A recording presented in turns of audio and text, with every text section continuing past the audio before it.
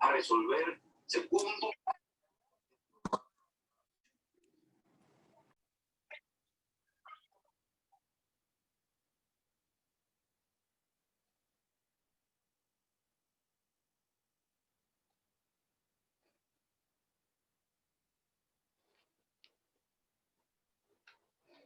bueno, creo que 4:03 de la tarde podemos arrancar, ¿verdad?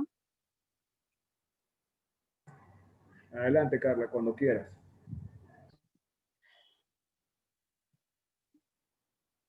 Bueno, buenas tardes. Yo soy Carla Ávila Murillo, periodista, locutora, directora de la Fundación Lucelia en Ciudad Guayana y pues activista ciudadana también por los derechos humanos.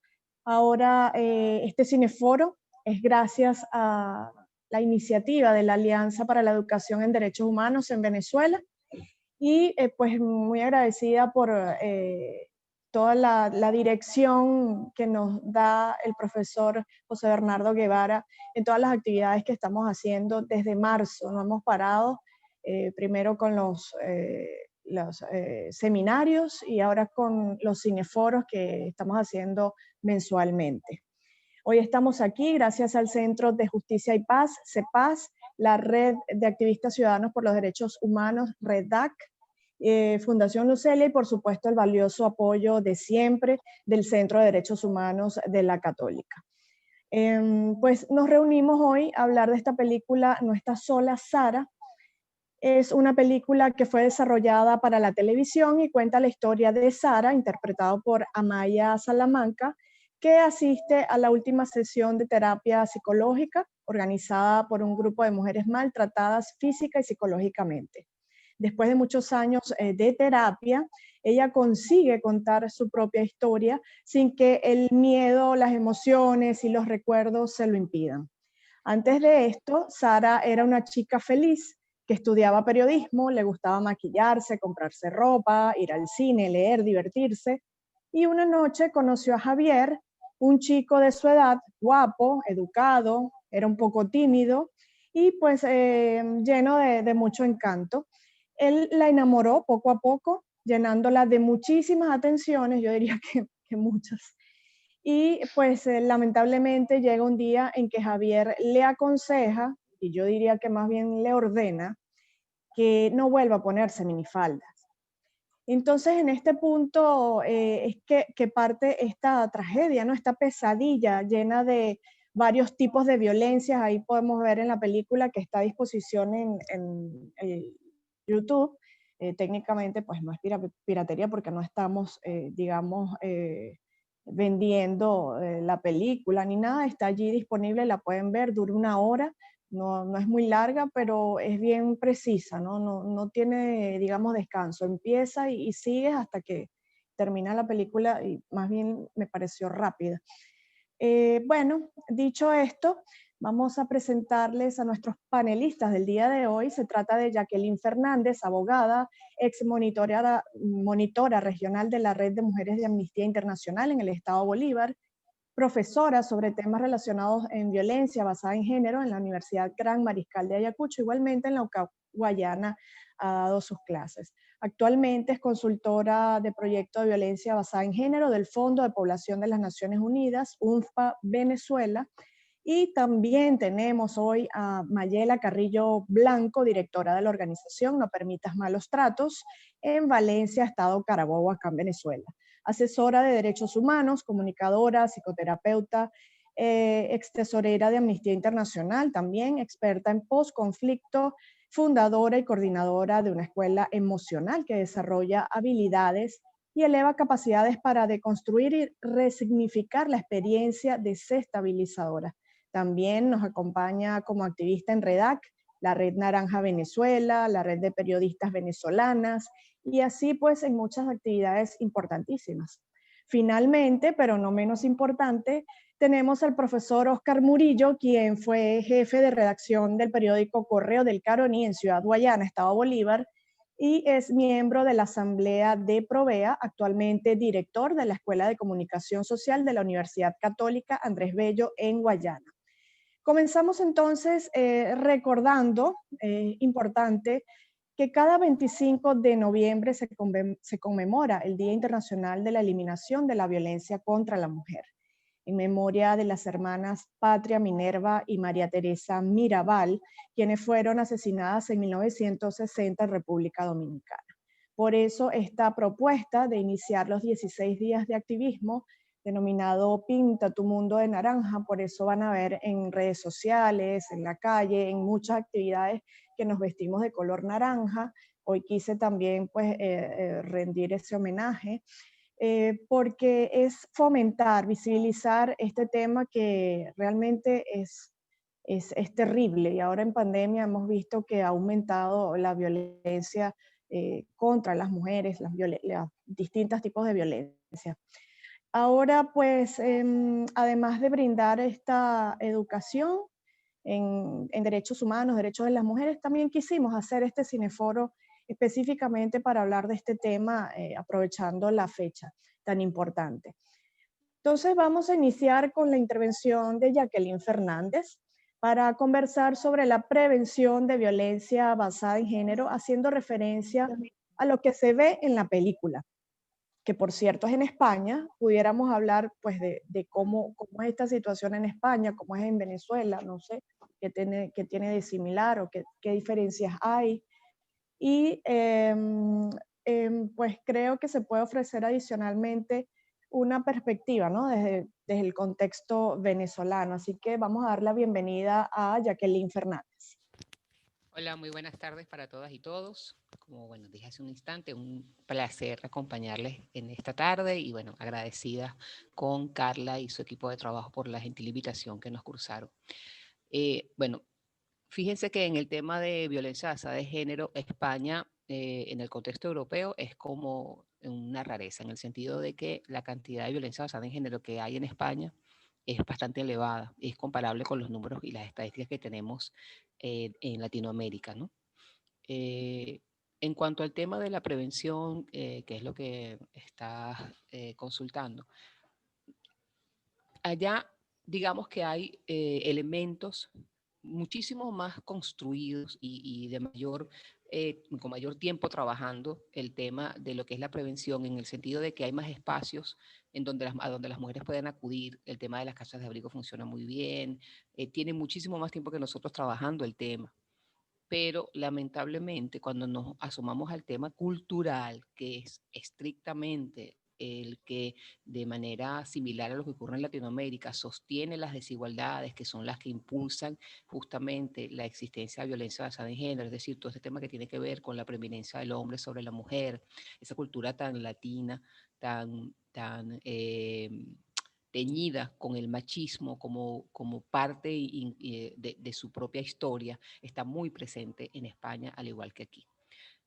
Si vemos la historia de Sara, ella venía de una relación en donde existía obviamente, tenía algunos elementos que debieron haberla prevenido o de alguna manera debieron haberla puesto en sobreaviso con relación a lo que pudiera ocurrir dentro de una relación.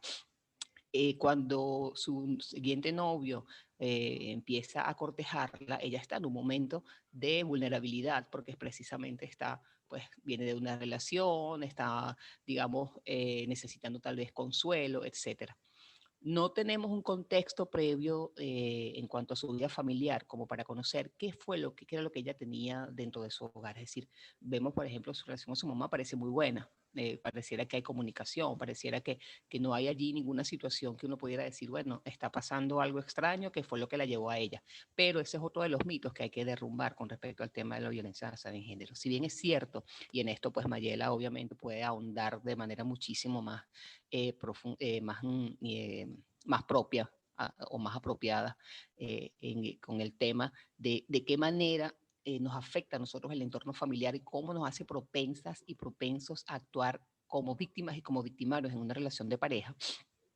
Sin embargo, puede ocurrir perfectamente que una mujer que tenga una vida familiar, digamos, normal, en el sentido de que no haya vivenciado violencia basada en género dentro de su relación familiar, que dentro de su relación familiar no haya visto ninguna situación de machismo extremo, no haya visto ninguna situación que en un momento determinado la haya llevado a pensar o a determinar, mira, la dinámica de pareja es así y así yo voy a tener mi pareja. Entonces, eso nos permite también nosotros entender que el tema de la violencia basada en género, si bien puede tener connotaciones de una educación familiar, es decir, replicas lo que ves, es muy posible también que una mujer profesional, que una mujer inclusive con cierto nivel de empoderamiento económico, en un momento determinado de su vida, pues asuma como normal una relación de pareja que pudiera estar siendo abusiva. ¿Por qué ocurre eso? Bueno, sencillamente ocurre precisamente porque esas situaciones están normalizadas para las mujeres, en el sentido de que, primero, hay demasiados mitos asociados a lo que debe ser una mujer y que aun cuando no lo concienciemos, lo mantenemos presente. Y hay cosas que la gente dice todos los días y no se da cuenta de cuánto la tenemos arraigada dentro de nuestros pensamientos, cuán profundamente están dentro de nuestras ideas y de nuestra psiquis y que lo manifestamos en momentos determinados. Por ejemplo, una mujer después de los 30 años, si no se ha casado o no ha tenido un hijo, bueno, un fracaso. O sea, triste por ella, pero ya quedó para vestir santo, o debe ser que tiene un carácter horrible, que ningún hombre la soporta, cualquier O tipo de se ese le tipo. fue el tren. Sí, ese tipo de expresiones que usan. Mija, Ujú. bueno, ¿y para cuándo tú piensas tener un muchacho? Como si tener un muchacho es ¿cómo es? Un requisito imprescindible para tú justificar tu existencia, ¿no? Como mujer. Entonces, ese tipo de comentarios que todos los días escuchamos en boca de cualquier persona de cualquier edad, ¿ok? Entonces, no es un tema tampoco asociado a las generaciones que ahorita todo el mundo quiere separar entre boomer y generación X, no sé qué, o sea, no. Eso es una cosa muy cultural. Una mujer después de cierta edad que no haya cumplido con este requisito asociado a lo que es ser mujer, de tener pareja y de tener hijos, es una persona fracasada. El tema de la soledad, que por supuesto, y dependiendo de la persona, de quién seas, pues también es un miedo no común a todos los seres humanos, hombres y mujeres. Entonces a veces aceptamos pues relaciones, inclusive relaciones de amistad que pudieran ser tóxicas, que pudieran ser abusivas, porque bueno, necesitamos tener a alguien a quien llamar o alguien con quien salir o alguien con quien conversar y bueno, tenemos algunas limitaciones porque somos tímidas o tímidos o cualquier cosa.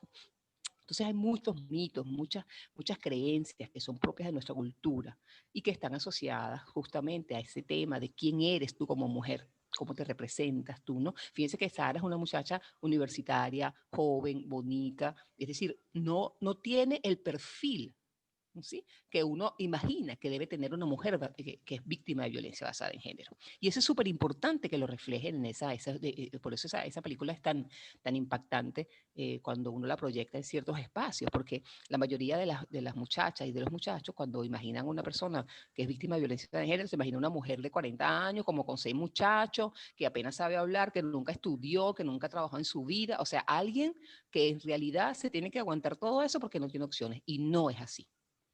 Lo importante de esta película es que te refleja una realidad de que esa situación que está viviendo esa joven la puede vivir cualquier persona. Igualmente el Cualquier persona. victimario, Jacqueline, ¿verdad? Sí, sí, total. El victimario no Que tiene tampoco una generalmente, tipología de... exactamente, generalmente le falta un diente, es sucio, tiene Bueno, tatuajes, entonces hacen como un disfraz de un agresor, cuando puede ser cualquier persona, ¿no? y No crean necesariamente. precisamente, falsean las imágenes y te las Ujú, venden, ajá, de una ujú, manera tal que tú terminas por creer que eso es así. Y no ujú. lo es, no lo es en lo absoluto. Es decir, violencia basada en género existe en todos los estratos sociales. Los victimarios pueden tener 3000 maestrías. Pueden también ser personas que, bueno, que nunca en su vida estudiaron, porque es un tema asociado al poder. Y el poder del hombre no está relacionado con su estatus social, está relacionado con sus creencias como ser superior en una relación, ¿sí? Y cuando él, independientemente de lo que haya estudiado, nosotros hemos visto, por favor, por redes,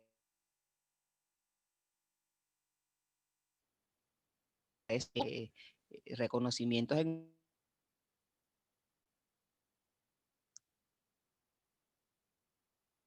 materia. Ay, me salí.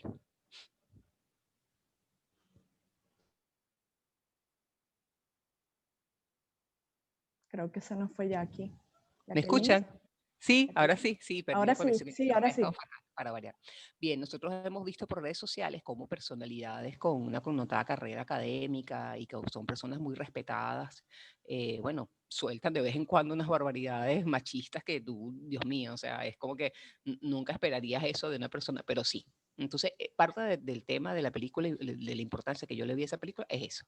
Te muestra una realidad que te dice, mira, eso le puede pasar a cualquiera, no importa tu clase social, no importa tu nivel educativo, no importa si tienes hijos o no tienes hijos, no importa inclusive a veces de tu entorno familiar inmediato, puedes venir de un entorno familiar normal, pero igualito te puede pasar, ¿no? Entonces eso permite que entendamos que la realidad de la violencia basada en género está presente en cualquier contexto.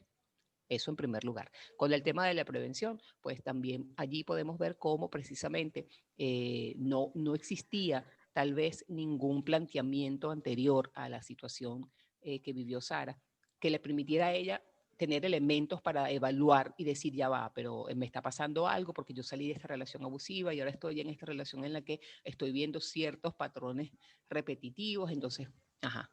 Es decir, podemos pensar, como ocurre en cualquier país latinoamericano, que tal vez no haya asistido ella a ningún taller sobre violencia basada en género, que tal vez no haya recibido ninguna información sobre lo que es, cómo se manifiesta, ¿sí? Porque, bueno, ¿qué es lo que pasa con la violencia basada en género también? Que es otro mito asociado a este tema. Que no es que el chamo te va a pedir que sea su novia y el otro día te va a poner los morados. Es que eso es paulatino, va increciendo, comienza con detalles muy sutiles, como tú mencionaste el detalle de que, mira, le prohibió andar en minifalda, entonces eso lo disfraza con, mira, te estoy cuidando, es que no quiero que te falten el respeto en la calle porque tú eres muy bonita, entonces la mujer se cree el cuento y bueno, sí, es verdad, no, tal, vamos a evitar porque de verdad hay muchos acosadores y no es mentira, o sea, el tema es que disfrazan también la intencionalidad de su control, que tú terminas por aceptarlo porque piensas que efectivamente te está cuidando y que si te está cuidando es porque le importas. ¿Sí? Entonces tú comienzas a valorar esos detallitos. Oh, no me está cuidando, es que él no quiere que tal, ok. Entonces, cuando vemos esa situación, cómo ella va paulatinamente siendo modificada en su conducta, ¿sí? En función de lo que el hombre espera de ella, sin que ella se percate de que está siendo víctima de una manipulación y de que está yendo por un camino que, bueno, efectivamente al final se convierte en una cosa muy, muy dura y muy trágica, que es el tema de la violencia sexual dentro de la pareja, que es otro de los temas muy silenciados, ¿no? Es uno de los tipos de violencia más silenciados dentro de las parejas estables, sobre todo. Casi no hay, por decirlo menos, denuncias por acceso carnal violento, que es la violación que ocurre dentro de un matrimonio, dentro de una relación concubinaria. Entonces, vemos como ella no tiene elementos que le permitan identificar que se encuentra inmersa en una relación en la que paulatinamente está siendo víctima de manipulación, de chantaje, etc. Por tanto, tal vez allí la prevención falló, porque también ocurre que a veces los talleres se llevan a zonas donde pensamos que hay más vulnerabilidad de acuerdo a las estadísticas, y eso es correcto, pero también eso hay que llevarlo a otros espacios, sobre todo a espacios donde hay mucha juventud, escuelas, liceos, universidades, porque sucede que de acuerdo a algunas encuestas que realizaron, por ejemplo, la gente de Oxfam hace 2 años, en la zona de Centroamérica, la mayoría de los chavos pensaban que era normal que su amigo le pegara a su novio y que ellos se iban a meter en eso, porque bueno, esa es su novia, pues, o sea, le parece bien y ya, no es su problema. O Entonces que estamos tengan que viendo tener eso. relaciones sexuales a juro.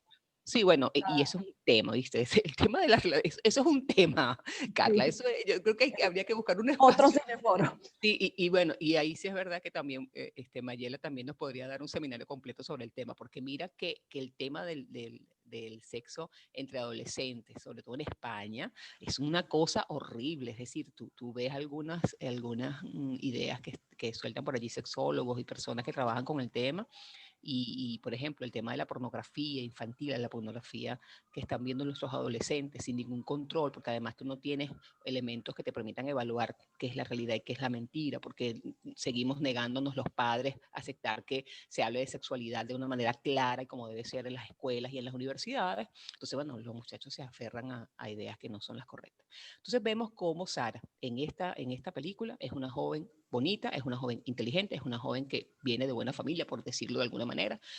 O sea, es una persona que no tiene ninguna característica que comúnmente asociamos a una mujer víctima de violencia basada en género, pero probablemente tampoco tenga los elementos que le permitan evaluar que está en una situación de riesgo. De allí la importancia de seguir implementando acciones de prevención en cualquier espacio. Jacqueline, ustedes usan una herramienta que se llama el violentómetro. Sí. A ver si pudieras explicar un poco para las personas que no conocen lo que es el violentómetro. Sí, bueno, justamente el violentómetro es un instrumento que nosotros se diseñó desde el Fondo de Población de las Naciones Unidas en conjunto con la Defensoría del Pueblo de Venezuela, precisamente porque allí nosotros enumeramos una serie de situaciones que van desde una muy elemental y que la mayoría de las personas no levanta ninguna clase de suspicacia porque nos han educado con el tema de creer que si no te cela no te quiere. Entonces los celos comienza por los celos y termina en la máxima manifestación o la más terrible manifestación de violencia basada en género, que es el femicidio. Va enumerando una serie de conductas que debe ponernos sobre aviso y en un costado lleva, además las numera, ¿verdad? Porque funciona como un termómetro. Es como que, mira, está subiendo la temperatura, date cuenta de que vas por mal camino.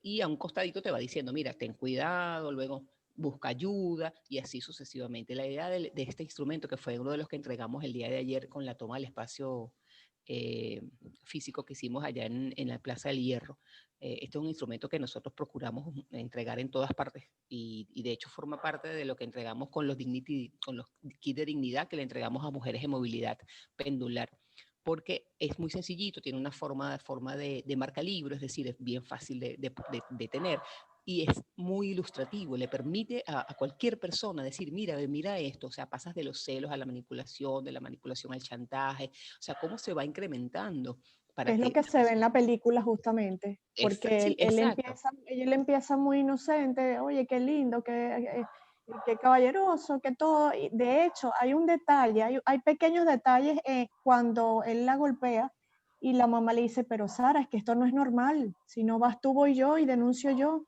Y otro detalle, cuando ella está en casa de Javier y los padres están en una actitud un poco hostil, ahí yo pensé, o sea, fue algo que pensé, pues dije, oye, pero es que viene de su familia, o sea, la En el cuestión, la caso de dinámica, él, sí, sí, sí, en el caso de él, en sí, el sí, en el caso de caso él, de él, obviamente ya hay un trasfondo distinto que al de ella. claro. Y en el violentómetro, fíjense que, como yo siempre le digo a las mujeres, cuando nos vamos a los femicidios, que ya van 217 mujeres muertas este año, si mal no recuerdo la estadística que nos está aportando la gente de Utopics, eh, cuando le entrevistan a los victimarios o cuando buscan las razones por los femicidios, generalmente es, bueno, la maté porque era mía, la maté porque iba a estar con otro tipo y yo no quería eso porque o sea, me pertenece, o porque me iba a dejar, esos celos. Entonces yo siempre les digo, miren, de aquí a aquí es un saltico, porque resulta que los celos, al ser una manifestación que nosotros normalizamos, la dejamos pasar y luego se va incrementando. El tema es que en la medida en que se va incrementando los tipos de violencia basada en género y que la mujer ha aceptado ya que eso forma parte normal de su vida, entonces ella ya de alguna forma va justificando cualquier otra cosa.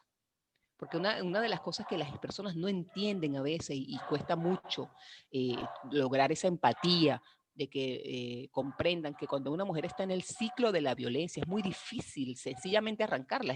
O sea, cuando tú escuchas a alguien decir, no, pero es que ella está ahí desde hace tiempo y le gusta, no. Usted tiene que entender el significado emocional, el significado psicológico del que una mujer permanezca dentro de una relación de violencia, porque es que ella no es que le gusta, ni que ha aceptado que bueno, esto no es una cosa consciente, es simple y llanamente ella se siente responsable, ella se siente culpable, además siente que si sale de esa relación no va a encontrar otra relación porque ya está, digamos, de una manera, ya está rota, su autoconfianza está rota, su autoestima está rota. Ya siente que no merece ser amada, que no merece ser respetada, que no merece ser una persona, la dignidad, su dignidad como ser humano, ya ella la ha perdido en el medio en el marco de esa relación tóxica. Entonces, no es un tema de que quiere estar allí, es que siente que no tiene otro lugar a donde ir, que no merece otro espacio, que ese es el espacio que merece porque ella es una mala mujer, porque no sabe cocinar, porque es fea, porque es gorda, porque es negra, porque tiene los cabellos malos, porque se viste feo, porque es ordinaria, por cualquiera de las cosas que su pareja se haya encargado de meterle en la cabeza durante todo el periodo que ha estado pues manipulándola, chantajeándola y bueno, haciendo objeto de violencia psicológica. Entonces no es un Claro, tema de género si tiene hijos. y eso empeora si tienes gente alrededor diciéndote, no vale, pero tranquilo que eso le va a pasar, él va a cambiar, no te preocupes, al principio el matrimonio es así. O, de hecho, yo he escuchado familias, o sea, mamás de chicas que le dicen, usted se casó para toda la vida, ni se te Total. ocurra que tú te vas a divorciar o te vas a separar porque eso es indigno, ¿no? Pues eso es, se acabó el mundo. O es un Entonces, fracaso. No, es que eso es un exactamente, fracaso si te divorcias. Más claro, fracaso que te maten dentro del matrimonio, o sea, digo yo, no sé. claro. Y eso es todo un tema, el tema de lo que ocurre alrededor de ti. Porque puede Mm, ser o que no tengas ningún apoyo que te diga a alguien, mira, vale, pero tú no mereces eso, o que tengas más bien a alguien que te diga, mira, tienes que quedarte ahí porque tú sabes, tienes 2 muchachos, entonces si te vas, ujú, mira, que quién te va a mantener esos muchachos, que la cosa está muy dura. Entonces, hay esos dos estímulos externos que pueden estar allí presentes, ¿verdad? Entonces, igual, tú dices, bueno, ¿y para dónde va a ir esta mujer con ujú. estos 2 niños o 3 o uno, o si no tiene hijos, igual, ¿para dónde? Después de sentir que ella no merece el cariño de nadie, ni ser respetada, ni es digna de nada. ¿Cómo tú haces para recomponerla? ¿Cómo tú haces para explicarle que en realidad es un ser humano digno y maravilloso y que merece, bueno, todo lo que debe ser un ser humano? Eso es parte del proceso de sanación que debe ocurrir, por ejemplo, en las casas de abrigo. Y lamentablemente en Venezuela, pues, las casas de abrigo son uno de eh, las grandes Faltas. faltas, ¿sí? Sobre todo lo hemos visto en este contexto del COVID-19, en donde justamente el hecho de poder salir del espacio en donde está siendo víctima de violencia basada en género era imprescindible para una gran cantidad de mujeres. Entonces, no es tan fácil, Dios mío, no me canso de decirlo nunca, yo de verdad que a veces estar en este tema es difícil porque no es fácil. O sea, como tú le dices a una mujer, mira, vete de tu casa, te vas a ir para la casa de una vecina, te vas a ir para casa de un familiar, y si no te quieren recibir, Ujú. o si no hay ninguna persona en realidad a quien tú tengas confianza como para irte, O o peor aún. como ha pasado, pasó acá en el estado Bolívar de la chica que se fue donde su prima. Y Ujú. claro, la prima la recibió, Imagínate. pero el hombre fue y bueno, destrozó a la muchacha. Totalmente. Además de que todavía estamos arraigados a ese tema de que, ay, es que eso son cosas de pareja, seguro que pasa mañana te volvés a reconciliar y entonces quedo yo como la mala, mejor no, quédate en tu casa. Ujú.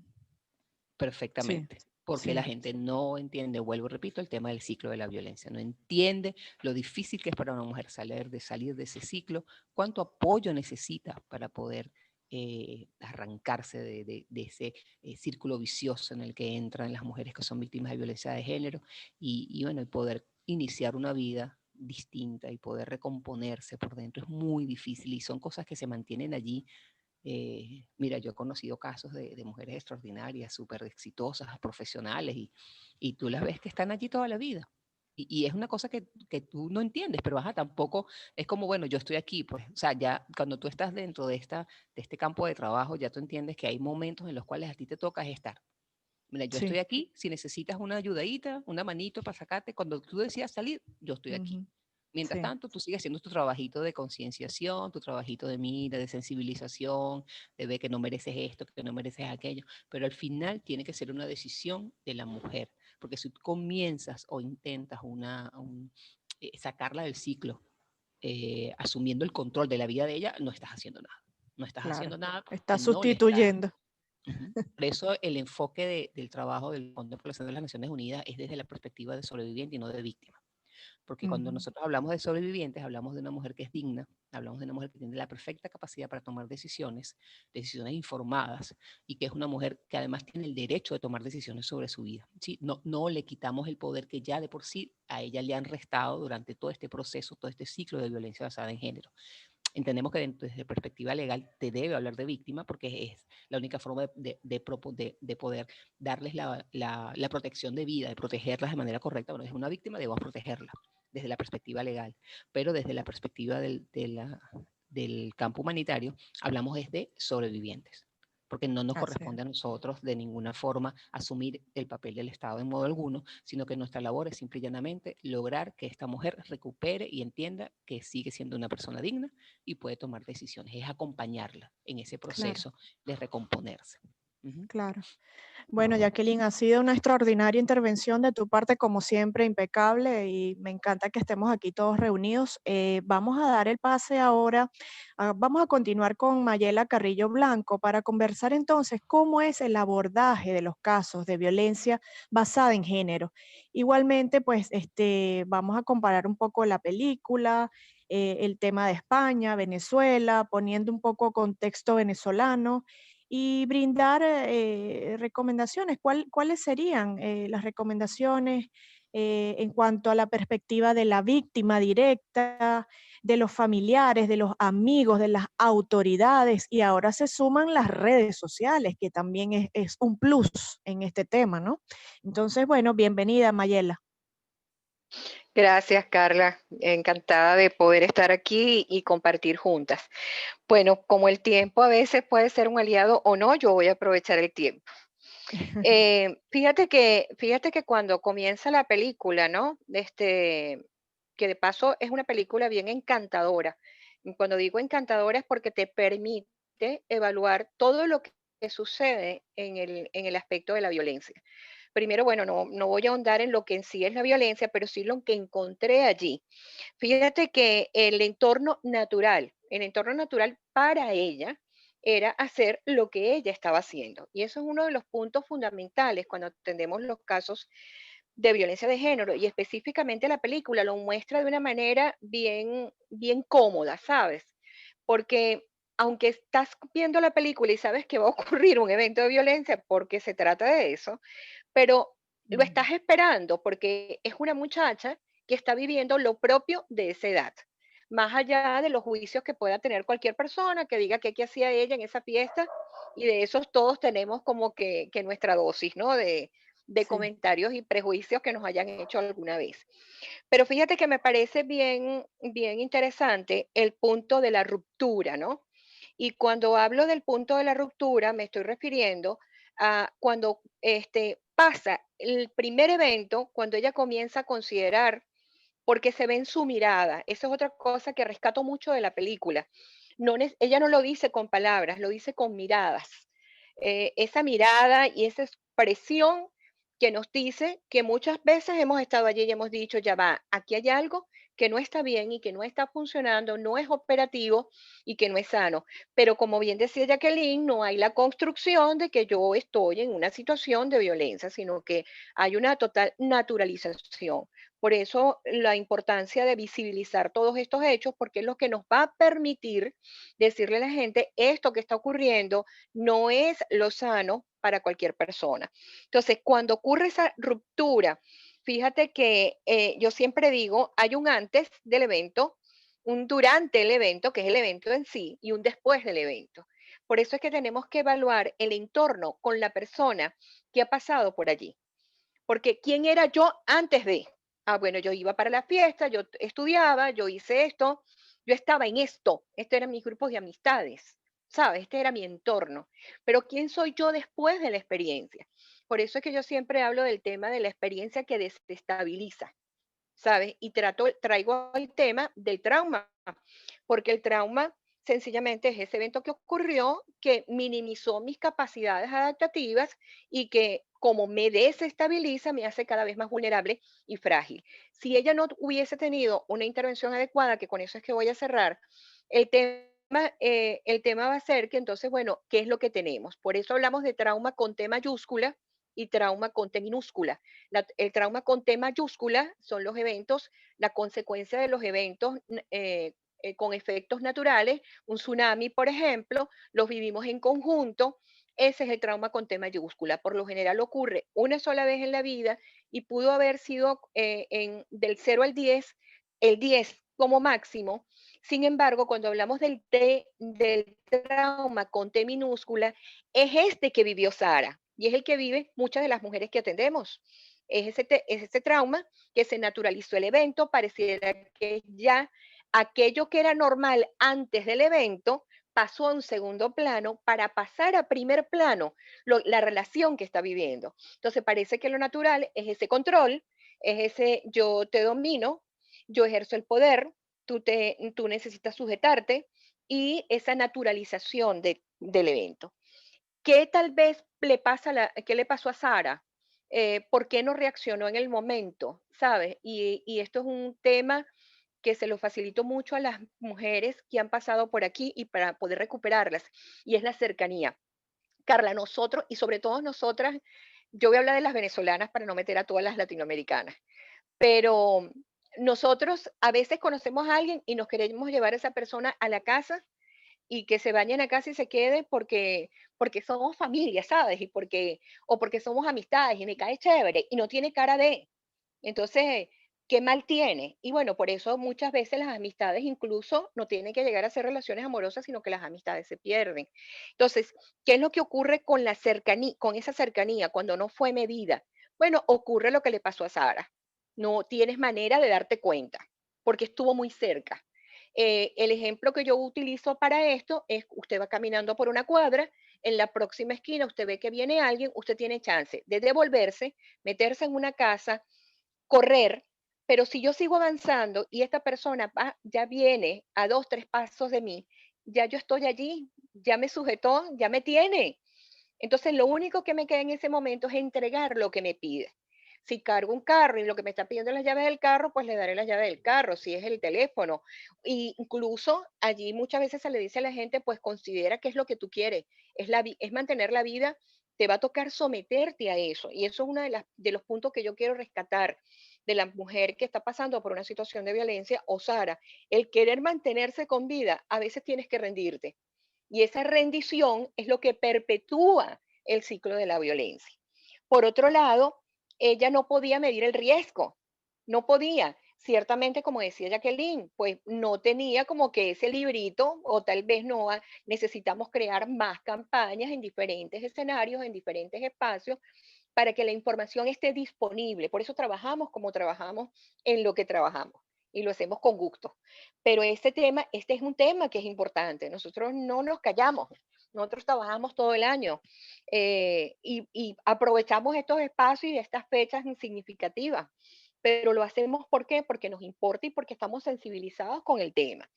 Por otro lado, ¿quién es Sara después del evento? Porque, sabes, a mí me gusta mucho el momento en que aparece la amiga. Y aquí yo siempre le insisto a las personas cuando me hacen una llamada y me dicen, Mayela, tengo una vecina o tengo una amiga, pero ya me cansé de decirle. Y yo siempre le digo, no te canses, no te puedes cansar, ¿sabes? No te puedes cansar de decirle a tu amiga eso que dice Jacqueline al final. Epa, mira, esto es lo que está pasando, esto es lo que está ocurriendo. Ahora bien, a mí me gusta medir el riesgo.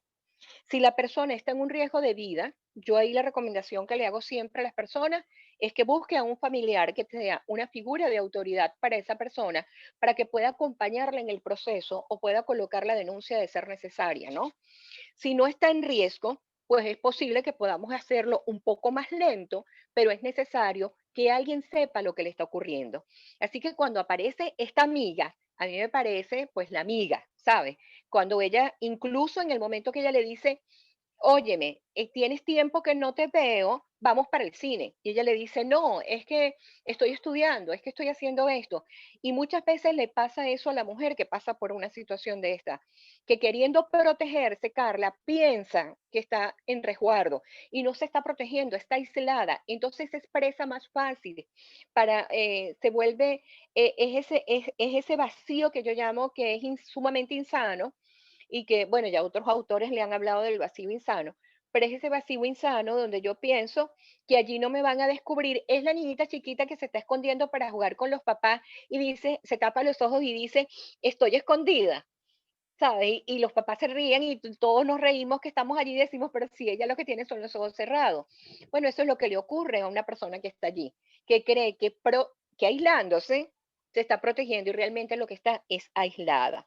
Entonces, ahí es importante ese contacto con esa amiga, que es la que le dice, oye, tú estás en esto, yo te voy a buscar. Y fíjate qué importante fue que la fuera a buscar y que fueran al cine, porque cuando él quiere agredirla, en el próximo encuentro con ellos, ella es la que se mete, pero es el testimonio de ella ante las autoridades el que también empuja la causa para que por lo menos le dictaran, aunque sea esa medida de no acercársele por tantos kilómetros por todo ese tiempo que lo pronuncia el juez, ¿no? Que lo decreta. Entonces, Mayela, y ahí quiero preguntarte algo con relación a eso. Generalmente ellos no dejan huella, ¿no? Todo es en privado, todo es, digamos, el evento más cumbre de todo fue cuando, cuando el ataque en público, que salen del cine. Sí, claro, es como la gran prueba para reconocer allí de que, mira, si está pasando algo, sí, hay que hacer algo, ¿no? sí, fíjate que por eso es importante que cuando empoderemos a estas personas que están pasando por esta situación, le enseñemos a cómo defenderse y a cómo protegerse. Porque fíjate, la única manera de salir de una relación de ese tipo, bueno, hay muchas maneras, pero una de las más efectivas, sobre todo en la magnitud que estaba la relación de Sara con el novio, con el presunto novio, bueno, pues tampoco era que tenía características de novio, pero supongamos, entendiendo que sí tenían una relación, este, es importante la exposición pública, ¿sabes? Por eso es que al intervenir a la persona hay que enseñarle unas herramientas, unas habilidades, desarrollar sus capacidades adaptativas para que sepa en qué momento es que va a pedir ayuda o no. Entonces, en qué momento es que va a reaccionar o no. Por eso que fíjate cuando hablamos a veces me dicen, Mayela, pero ¿y cuando es la mujer la que le dice al hombre? Porque yo conozco una persona que en la fiesta le dijo al hombre tal o cual cosa. Yo le digo, ya va. ¿Eso viene desde cuándo? No, eso está ocurriendo de un mes para acá. Bueno, considera que a lo mejor lo que ella está dando en los indicios es de dejar la evidencia plasmada para tener los testigos, no porque es mala y perversa, es que está sobreviviendo. Es la necesidad más básica de nosotros los seres humanos. Entonces, eso es importante, Bueno, ¿no? esa es la pregunta del millón de dólares, porque sí, en redes sociales y a veces que uno está conversando, ya va, pero es que los hombres también somos maltratados. Entonces, yo conozco un caso de la mujer que le pegó la plancha caliente al hombre. Entonces, salen comentarios como este, ¿no? Lo hago porque lo han hecho en redes sociales. Y entonces, ¿cómo abordar esto? Porque mira, cada vez es más frecuente y de hecho Bueno, en las reuniones de estos días, sí. han hablado de las nuevas masculinidades, de cómo hace el hombre para integrarse a estos temas. Entonces es complicado, no es nada sencillo, ¿no? No, yo les respondo con esto, Carla, sencillito. Le digo, ¿y esta persona usted le conoce? Sí. Dígale, por favor, que vaya a colocar la denuncia ante las autoridades competentes, porque necesitamos su testimonio para llevar una estadística, una data y poder crear programas para abordarle. Y me salgo de allí y regreso a mi tema. Porque, ¿sabes? Más allá de que porque, ¿sabes? Esto no es cuántos son, quiénes son más y quiénes son menos. O sea, no podemos continuar allí. Y creo que eso ha sido un estorbo para que se avance en la creación de los programas o implementar formas, mecanismos donde podamos rescatar, entendiendo rescatar como brindar la ayuda, ¿ok? Entonces, eso es necesario, pues salir de allí de ese tema para poder decir, mira, vamos a colocar a esta persona en contacto con alguien que le pueda dar las herramientas, que la pueda oír. Un espacio seguro, ese espacio seguro hay que crearlo. Y hay que crearlo para que ella pueda hablar. Por eso necesitamos entonces que los profesionales que la vayan a abordar estén sensibilizados con el tema. Uno de mis puntos, Carla, mira, esto yo no me cansaré de decirlo en cualquier escenario donde esté. Hice ayer en la conferencia que estuve por el 25, se lo decía al grupo de psicólogos que estaban allí. Yo les agradezco en nombre de todas las personas que vayan a las unidades de atención, que por favor no empiecen queriendo aportar o ayudar a la persona aplicándole un test de inteligencia. Porque es que a nadie lo chocan. Yo no he visto a nadie que le choquen el carro y que lo lleven para ver cómo quedó el carro y dictar todas las medidas necesarias y que le digan vamos a aplicarle un test de inteligencia. Entonces, pareciera que esta estigmatización, ¿sabes? Que es porque no eres inteligente que te pasó eso, ¿sabes? Si tú hubieses sido más inteligente. Entonces, y de hecho tenemos chistes. Nosotros tenemos un cómico venezolano que hace chistes que dice que la mujer, no voy a decir su nombre, pero que dice que las mujeres basta que le digan que ese hombre no le conviene para que ella quiera tener algo con él. Entonces, y nos hemos reído de eso. Y Lo ahí vas hemos con 1 millón de likes, Ok. es lo más triste. Sí, lo más triste. Entonces, quiero decirte eso. Entonces, fíjate lo necesario de que ella cuente la historia, que es una yo quedé enamorada al final, el final, porque ese es el trabajo que yo hago, enseñar a todas las mujeres que han pasado por estas experiencias en que puedan contar la historia como si estuviesen viendo la película. Cuando yo puedo ver la historia como si la puedo narrar en presente, yo, Mayela, estoy en tal parte y me ocurrió esto, y puedo narrarlo, ¿sabes? Desde lo más profundo de mi corazón y servirlo en la mesa, ¿ok? Permitiendo que el que está allí pueda intervenir de manera sana, apoyando, y en este caso Sara recibe ese apoyo. Fíjate que una de las cosas que admiro de esta psicóloga que la acompaña, en el proceso es que la dejó hablar. Y yo lo voy a decir con propiedad y no tengo no me voy a recatar en decirlo porque para esto es, pero yo pasé por violencia sexual.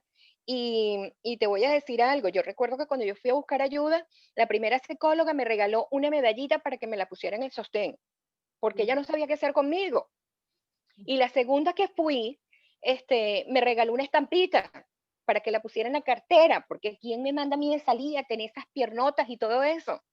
Entonces, y ese tono de voz, y que si yo no me daba cuenta cómo me expresaba, ¿sabes? Y fíjate que quien me da la ayuda es un psiquiatra, porque ya yo al ver que estas dos personas no pudieron, y este señor con una decencia que todavía está vivo, y dije que estoy en eso, que quiero ir a buscar y decirle, yo soy aquella persona, él me dijo, lo que tú tienes es esto, se llama violencia, se llama de esta manera, necesitas buscar ayuda y aquí en Valencia no la vas a encontrar. Yo me moví, yo hice un trabajo, por eso valoro tanto la película. Esta película para mí fue de verdad una cosa maravillosa ver la actuación completa de ellas, sobre todo de Sara, ¿sabes? O sea, cómo Sara logra sacar a esta mujer que está expuesta a un tiempo tan cruel. Entonces, para cerrar, te voy a decir algo. El contar la historia es lo que nos va a permitir deconstruir la experiencia que desestabiliza.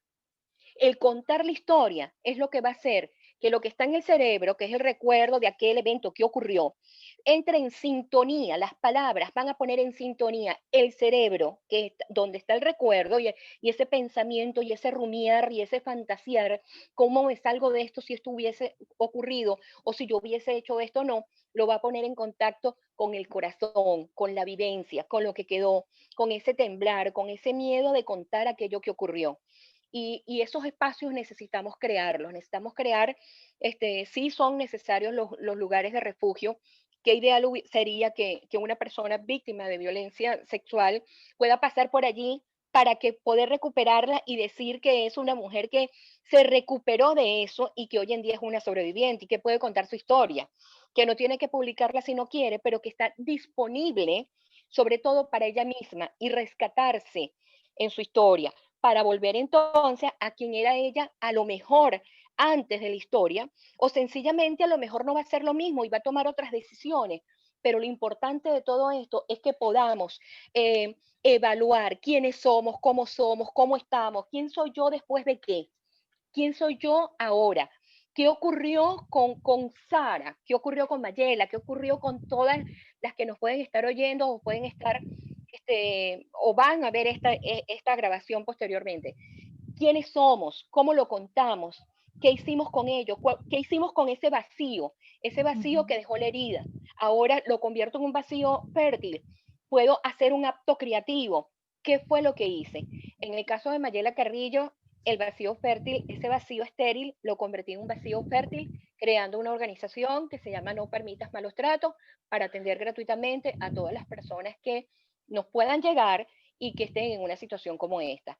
Pero para poder salir de allí y convertir el vacío estéril en un vacío fértil, hay que crear un puente, Carla, que es que reconocer que no fue que me chocaron, es que el territorio donde ocurrió la violencia fue mi cuerpo. Entonces, cuando yo paso, por favor, extiende tu palma izquierda. Extiende tu palma izquierda, Carla. Esa es tu experiencia, tu vacío estéril, donde te quedaste paralizada en lo que haya ocurrido. Ahora extiende tu mano derecha y déjalas juntas, déjalas juntas. Ajá, no las pegues tanto para que le des espacio al cuerpo. En la derecha está tu vacío fértil. Y ese vacío fértil, para que tú pases allí, Carla, necesitas el acompañamiento de alguien que esté sensibilizado, preparado, capacitado, para que te ayude a exponer tu territorio donde fuiste humillada, donde perdiste tu dignidad, para pasarte de allí, para de allí generar a una mujer que es capaz de dar la cara, porque no tiene que ponerla, pero sí puede darla, para recuperar su dignidad y poder encontrarse nuevamente y que esa experiencia quedó atrás porque puedo comenzar nuevamente, porque la vida no ha acabado, continúa.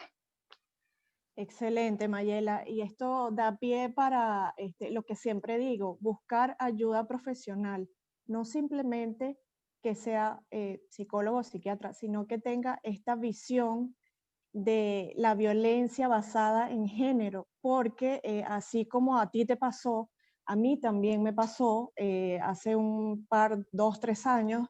eh, Sufro de depresión, tuve un evento y decidí ir con un psicólogo y hablando sobre mi vida, pues salió el episodio de pues cuando casi fui abusada, aunque se denomina abuso igual, porque pues Así es. sí, claro, aunque no hubo la penetración, pues hubo tocamiento y tal, y yo tenía apenas 7, 8 años de edad, y me salva mi abuela, o sea, mi abuela me salva de que el hombre no me haga más allá. Y entonces conversando esto con el psicólogo, entre comillas, él ya me dice, mira chica, pero ven acá, ¿qué hacías tú ahí? ¿Tú no crees que tú también tienes algo de responsabilidad? Y yo me quedo viéndolo, yo le digo, ya va, pero yo tenía 7, 8 años, yo no sabía ni en qué país vivía yo. O sea, una cosa impresionante. Y luego, pasan muchos años ya de adulta trabajando, me pasa pues que con una personalidad, una persona, digamos, pública, a la que todo el mundo amaba. Imagínate, disculpen la comparación, pero imagínate un Chirinos y autodenominado terapeuta y todas estas cosas. Me pasó también un episodio, él se me viene encima y yo, Dios mío, ¿cómo yo pruebo esto? ¿Cómo yo pruebo que esto me pasó? O sea, no hay cámaras, yo no ando con un camarógrafo todo el día para ver qué pasa en mi vida, o sea, reality, yo no soy Kardashian, o sea, es decir, es una cuestión, vuelvo a lo que dijo Jacqueline, le puede pasar a cualquier persona, seas bonita, sea fea, sea rica, blanca, morena, o sea, en cualquier entorno.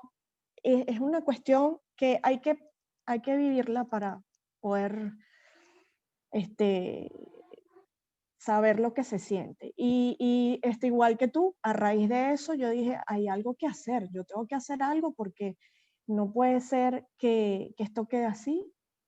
Lo mío no fue nada, pero hay gente que matan, hay mujeres que mueren. De hecho, tuve un caso que fue el primer caso, digamos, fuerte que me tocó recibir de una chica manicurista y bueno, la historia es como para hacer una película. De hecho, cuando yo me encuentro con ella, yo juraba que ella estaba muerta porque ella desapareció, más nunca se vio y de pronto un día me la encuentro y ella me dice, ¿tú no sabes lo que me pasó? Y yo no.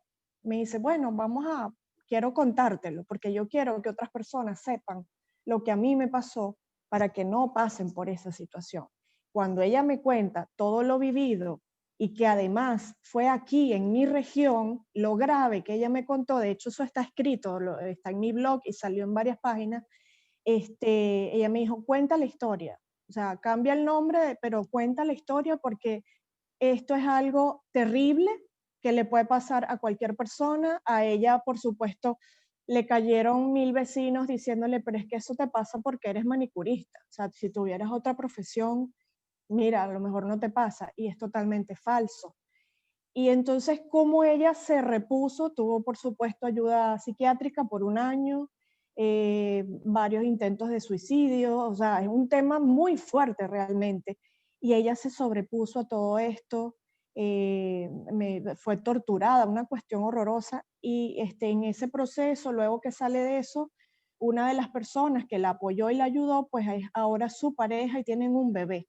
Yo digo, wow, después de todo lo que vivió, y sí pudo, quiso y además quiere contar la historia. Entonces eso me hiciste recordar, pues con tus palabras, todas estas historias también vividas por mí, vividas por otras personas cercanas, y es muy importante lo de buscar ayuda profesional, pero además especializada en el tema de violencia basada en género, porque creo que va a tener mejores herramientas o herramientas adecuadas para abordar precisamente ese tema. Ahora, quiero, de verdad, muy interesante. Todo lo que han dicho ha sido fabuloso y agradecemos su colaboración. Seguimos esta vez con la intervención de Óscar Murillo para que nos hable de la aplicación de protocolo de atención a las víctimas de violencia de género, pero desde el punto de vista de autoridades universitarias, ¿no? Vemos que Sara es una estudiante universitaria y aunque esto no sucede dentro de la universidad, pues ya Jacqueline nombraba, mira, en los jóvenes es bueno conversar esto, hablarles mucho porque hay cosas que creen que son normales y no lo son, etcétera. Y también, pues, a ver si Óscar nos puede explicar un poco lo que sucede cuando la violencia basada en género se da en estos entornos educativos y dar a conocer el protocolo de la UCAP Guayana, dar un poco de luces, este protocolo de atención a víctimas de violencia de género, ya que pues es algo innovador. Estamos aquí poniendo en marcha lo que aprendemos y también aplicándolo en estos entornos. Bienvenido, Óscar. Gracias, Carla, por la presentación y bueno, saludo también a Jacqueline, a Mayela que me antecedieron.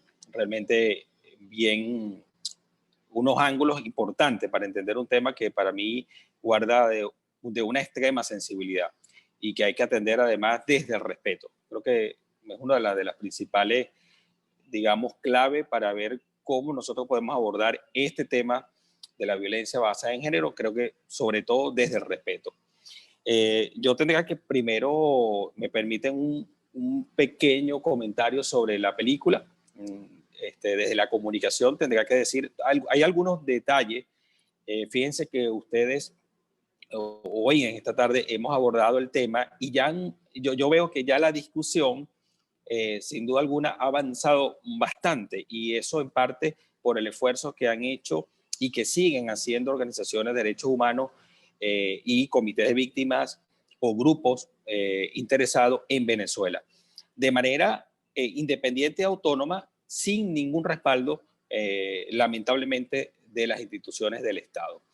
Y esto lo digo por lo siguiente, esta película fue patrocinada por el gobierno de España, por un ministerio del gobierno de España. Entonces, y eso fue en el año 2009.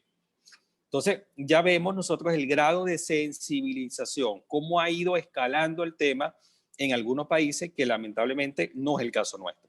Entonces, un ministerio orienta, ¿verdad? Destina recursos para filmar una película como la que hoy nos congrega a todos nosotros. Es un detalle muy importante porque habla de ese esfuerzo colectivo que logra ya después escalar y visibilizarse en las instituciones del Estado.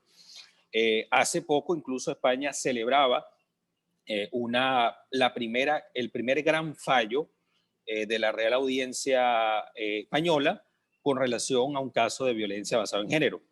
Y era un hecho realmente celebrado porque hacía justicia y reivindicaba estas luchas que se vienen dando en este país. Entonces, claro, cuando lo traemos al caso venezolano, vamos a ver, por supuesto, muchos rezagos. Y entonces yo aprovecho este detalle para decir, y yo creo que esto es un momento muy importante, que se lo demos pues a la alianza, de que se convierta también en este espacio de un reconocimiento público a todas aquellas organizaciones que trabajan en la defensa de los derechos de la mujer, más allá de lo que la ley estableció en su momento.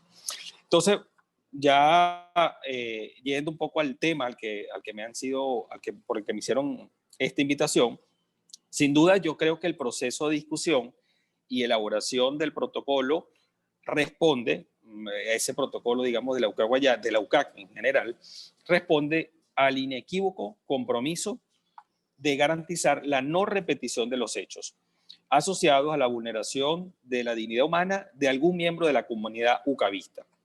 Hay que decir, digamos, aquellos que no están en la comunidad ucavista, decir que este protocolo fue posible, en verdad, por el coraje y por la valentía de un grupo de afectadas que expresaron en las redes sociales casos que pueden estar entre lo que es acoso sexual, sobre todo denuncias de acoso sexual, y que eso hizo que la institución universitaria, bueno, se repensara este caso. Y es algo muy importante porque yo creo que cuando estamos hablando de dignidad humana, cuando estamos hablando de derechos humanos, y en este caso en especial, se repite un poco la historia de la conquista de los derechos humanos. Por ejemplo, hoy día todo el mundo dice el derecho al agua es un derecho. Sí, pero ese no era consagrado, el acceso al agua, un derecho humano, hasta la década del año 90. Entonces yo creo que este movimiento internacional en el que está anclado en la valentía, en el coraje, en la no tolerancia, creo que eso es muy importante, la no tolerancia al abuso y a la violencia ha hecho despertar, ¿verdad? Y se sienten acompañadas aquellas personas que de alguna manera reflejan este tipo de flagelo. Un flagelo que es silencioso, un flagelo que está, a mi modo de ver, incrustado en muchas partes de la sociedad. Solo que por el espacio de libertad, por el espacio, digamos, esos poquitos espacios democráticos, se reflejó con mucha fuerza en la universidad.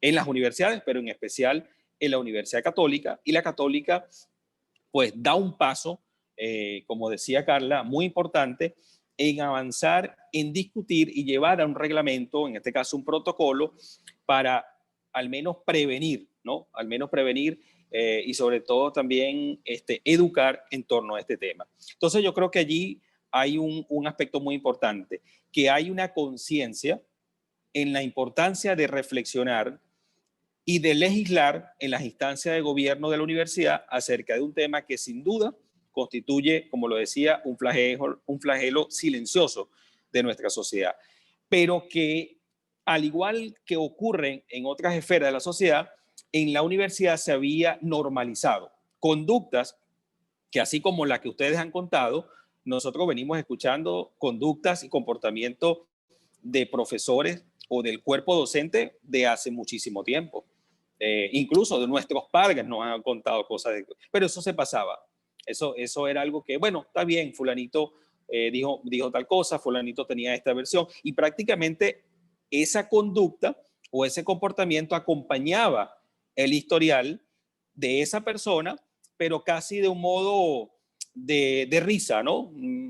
A veces en torno de burla, un poco de risa, pero no trascendía alguna responsabilidad desde el magisterio, y mucho menos pues acarreaba algún tipo de responsabilidad disciplinaria en las universidades.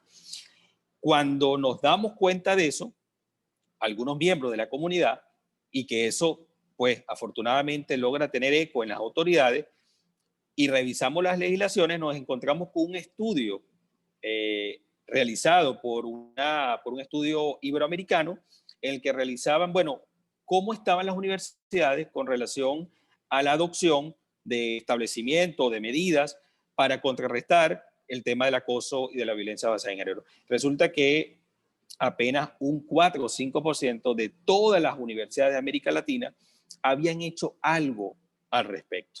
Entre ellas, cuando se hizo el estudio en el año 2018, la Universidad Católica tampoco tenía nada que mostrar al respecto. Entonces, es un tema nuevo, no es que no haya ocurrido, no es que no esté pasando de hace mucho tiempo en las universidades, pero desde el punto de vista de la reglamentación, como lo explicamos hace poco con el caso de España, desde el punto de vista, digamos, de legislación al respecto de esto era un caso realmente nuevo.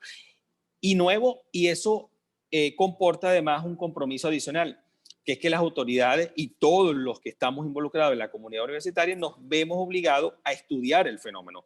Y eso es muy importante, porque yo creo que, por eso yo comenzaba diciendo, garantizar la no repetición de los hechos, porque como se dio en el caso de la UCA Guayana, nos conseguimos con un caso que justamente porque no había la formación en la preparación de expediente y mucho menos la garantía para que las personas hablaran, para que fuesen escuchadas, y que incluso no existiera ese temor del que ustedes han estado hablando y que yo creo que es uno de los grandes mensajes de la película, es hablar, pero para hablar tú tienes que tener condiciones seguras, tiene que haber un ambiente propicio para que se produzca esa conversación. Y pues en las universidades no lo había. Habían colegios, habían consejos de escuela, habían consejos de facultad, habían consejos universitarios, pero no estaba la universidad sensibilizado para esto. Entonces, creemos nosotros, y bueno, sin duda es un paso trascendental, un paso importante, la aprobación del protocolo, pero este protocolo sin educación, sin formación, y además buscando a los especialistas en la materia, escuchando a Jacqueline, escuchando a Mayela, escuchando a Carla, es la forma en que nosotros podemos sensibilizar y transmitir un mensaje de condiciones seguras, pero también entendiendo qué es el tema, porque pasa mucho y ya esto desde el punto de vista docente nos conseguimos con incluso colegas, profesores y profesoras que no entienden pues bien la materia. Eso no es responsabilidad de ellos, no es para achacar la culpa. Yo creo que estamos ante un fenómeno en el que nos obliga y nos compromete a seguir dando la lucha, visibilizando y educando en torno a esto. Entonces, hay un aspecto importante que incluso yo lo comenté con Jacqueline, que me ayudó mucho a entender el tema en ese momento, que es que también hay una tentación que hay que alertar, así lo hizo saber a las autoridades de la UCAC en su momento, que es la tentación, digamos, de darle un sentido penal al asunto, ¿no? Es decir, no es un tema que tú lo puedes resolver por la vía penal ordinaria. Esto es un tema especial y requiere un tratamiento especial, requiere sensibilización. Como lo decía Mayela hace instantes, necesitamos de personas sensibilizadas y capacitadas para dar respuesta a las víctimas o posibles víctimas de acoso o de violencia basada en género. Y esto nos demuestra fehacientemente, pues digamos que hay un rezago importante de las universidades de América Latina, para no irnos más allá, vamos a dejarlo solamente en América Latina, que hay un rezago importantísimo con respecto a políticas internas de prevención y control del acoso sexual y la violencia sexual. Lo que le ocurrió a Sara de manera de ficción, de historia en ficción que todos disfrutamos y vimos, es sencillamente una historia que puede ocurrir o ha ocurrido a muchas personas, muchas mujeres de nuestro entorno, a cualquier fiesta, a cualquier encuentro, clubes, etcétera.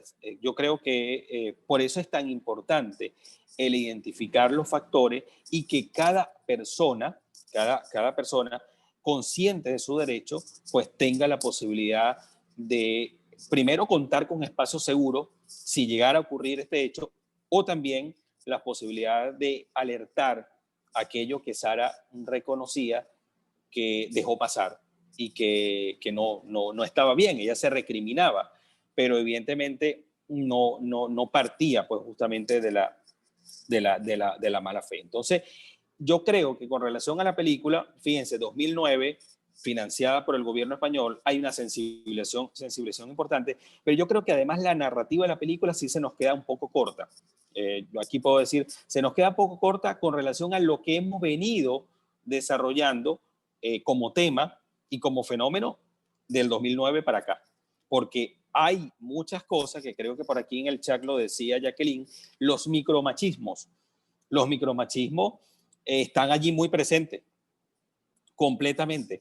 Y yo voy a poner aquí un ejemplo personal, ¿no? Por eso digo que es un tema que estamos aprendiendo todos los días y que tenemos que tener además la humildad para reconocer que estamos aprendiendo y que no lo sabemos todo. y que yo mismo, cualquiera de nosotros puede fallar al respecto. Y tiene que ver mucho con la semántica. En estos días leí un hilo que me llamó mucho la atención y me hizo reflexionar. Fíjense, todo, en el caso mío, tengo hijos, tengo pareja, fin, y entonces resulta que en la semántica ordinaria, alguien que puede decir, es que estoy ayudando a fregar, ¿no? Estoy ayudando a fregar. Y eso no tiene mayor, así como en lo sencillo, no debería tener, oye, mayor ofensa, pero significa entonces que la otra persona es la que tiene la responsabilidad de fregar y de hacer los deberes y todo en la casa. Entonces yo estoy ayudando una sola vez y de eso me desentiendo. Te ayudé hoy lunes, te ayudé un domingo y listo. Fíjense cómo la semántica también juega un papel muy importante. Bueno, ¿qué nos dice esto? Que tenemos que seguir educando, que hay un camino todavía muy largo que recorrer, pero que hay que hacerlo además, no sé si la palabra, aquí está José, es la más adecuada en materia de derechos humanos, pero hay que hacerlo desde el respeto, pero además con amor, porque nos vamos a conseguir gente que no necesariamente tiene esa intención, simplemente hay que educar. Creo que ese es el gran llamado de la película y pues lo que nos ha pasado en la universidad, como les digo, lo reconozco claramente, lo digo públicamente, el protocolo no basta, no basta el protocolo. Y no basta tampoco decirle a una instancia de la universidad que hasta hace 6, 7 meses no sabía nada del asunto, decirle encárgate de esto. No, este protocolo va a tener una capacidad real de incidencia si buscamos también a los expertos, si buscamos también a los especialistas para que nos ayuden a transmitir esto en la comunidad universitaria.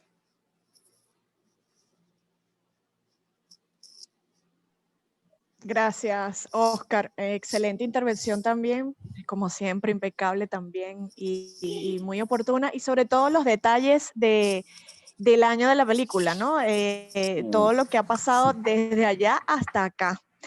Un tema también que quería preguntarte con relación pues, a la visibilización de estos sucesos en las redes sociales y en qué o sea, en qué se basa el protocolo que ustedes crearon, más o menos dar una idea de cómo funciona, qué incluye, si también está la parte de sensibilización a través de las clases, alguna cátedra especial.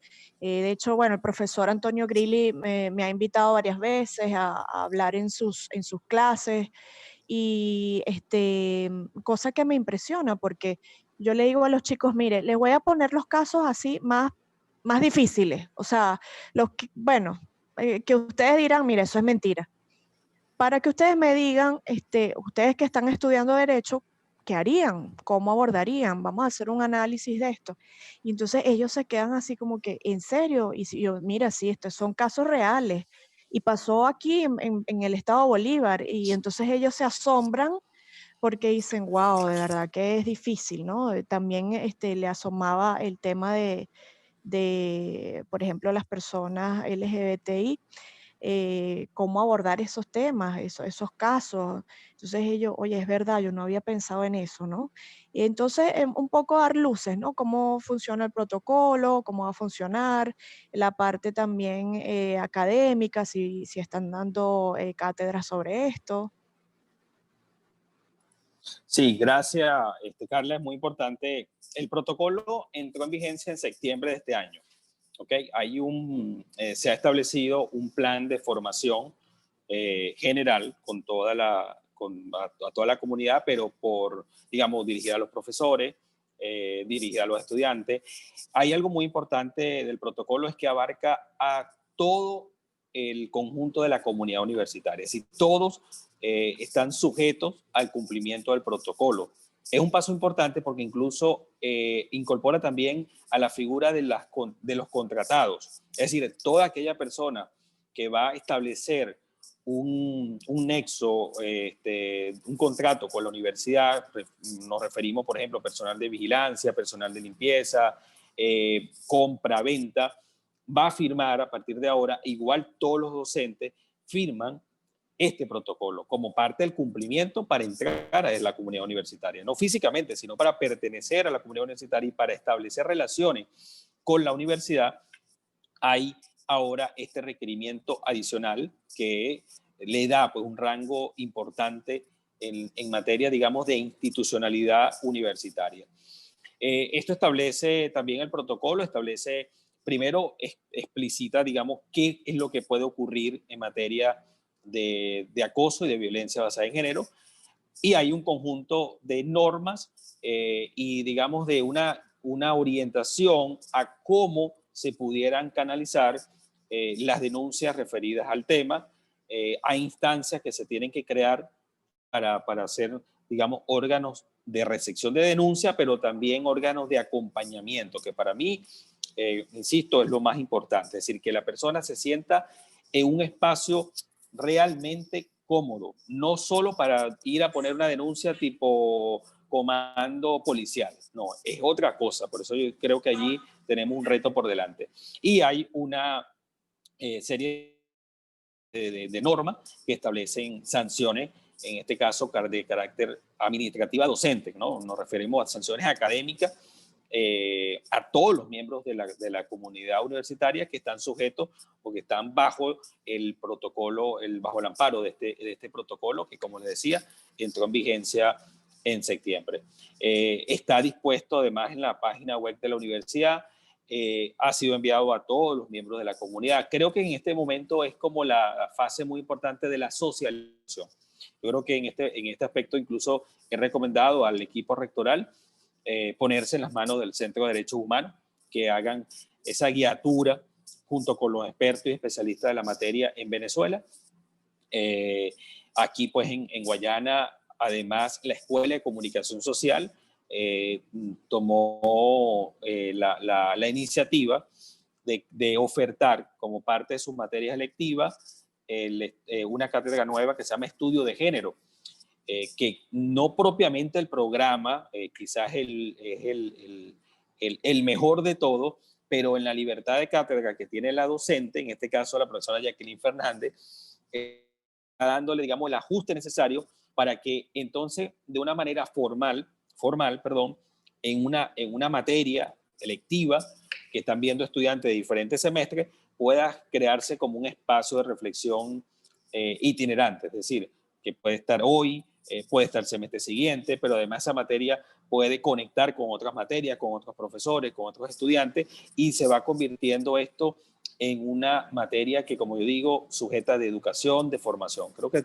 esta parte de la socialización del protocolo va a ser muy importante y alertar, yo creo que las autoridades están conscientes de ello, que no nos podemos quedar solamente en lo que dice la letra A, B, C del protocolo. Esto hay que bajarlo, cada persona tiene que hacer lo suyo y vendrán mejoras, como todo pues en la legislación. Hay normas que requerirán más adelante algún tipo de reforma.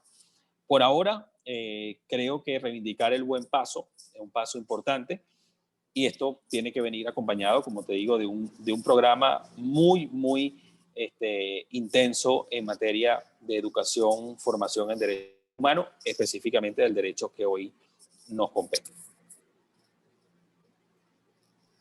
Gracias, Oscar. De hecho, comentaban unas chicas que estudian Derecho que tenían un grupo que hacían asesorías legales gratuitas. No sé si incluye los temas de género internamente o alguien pueda acudir.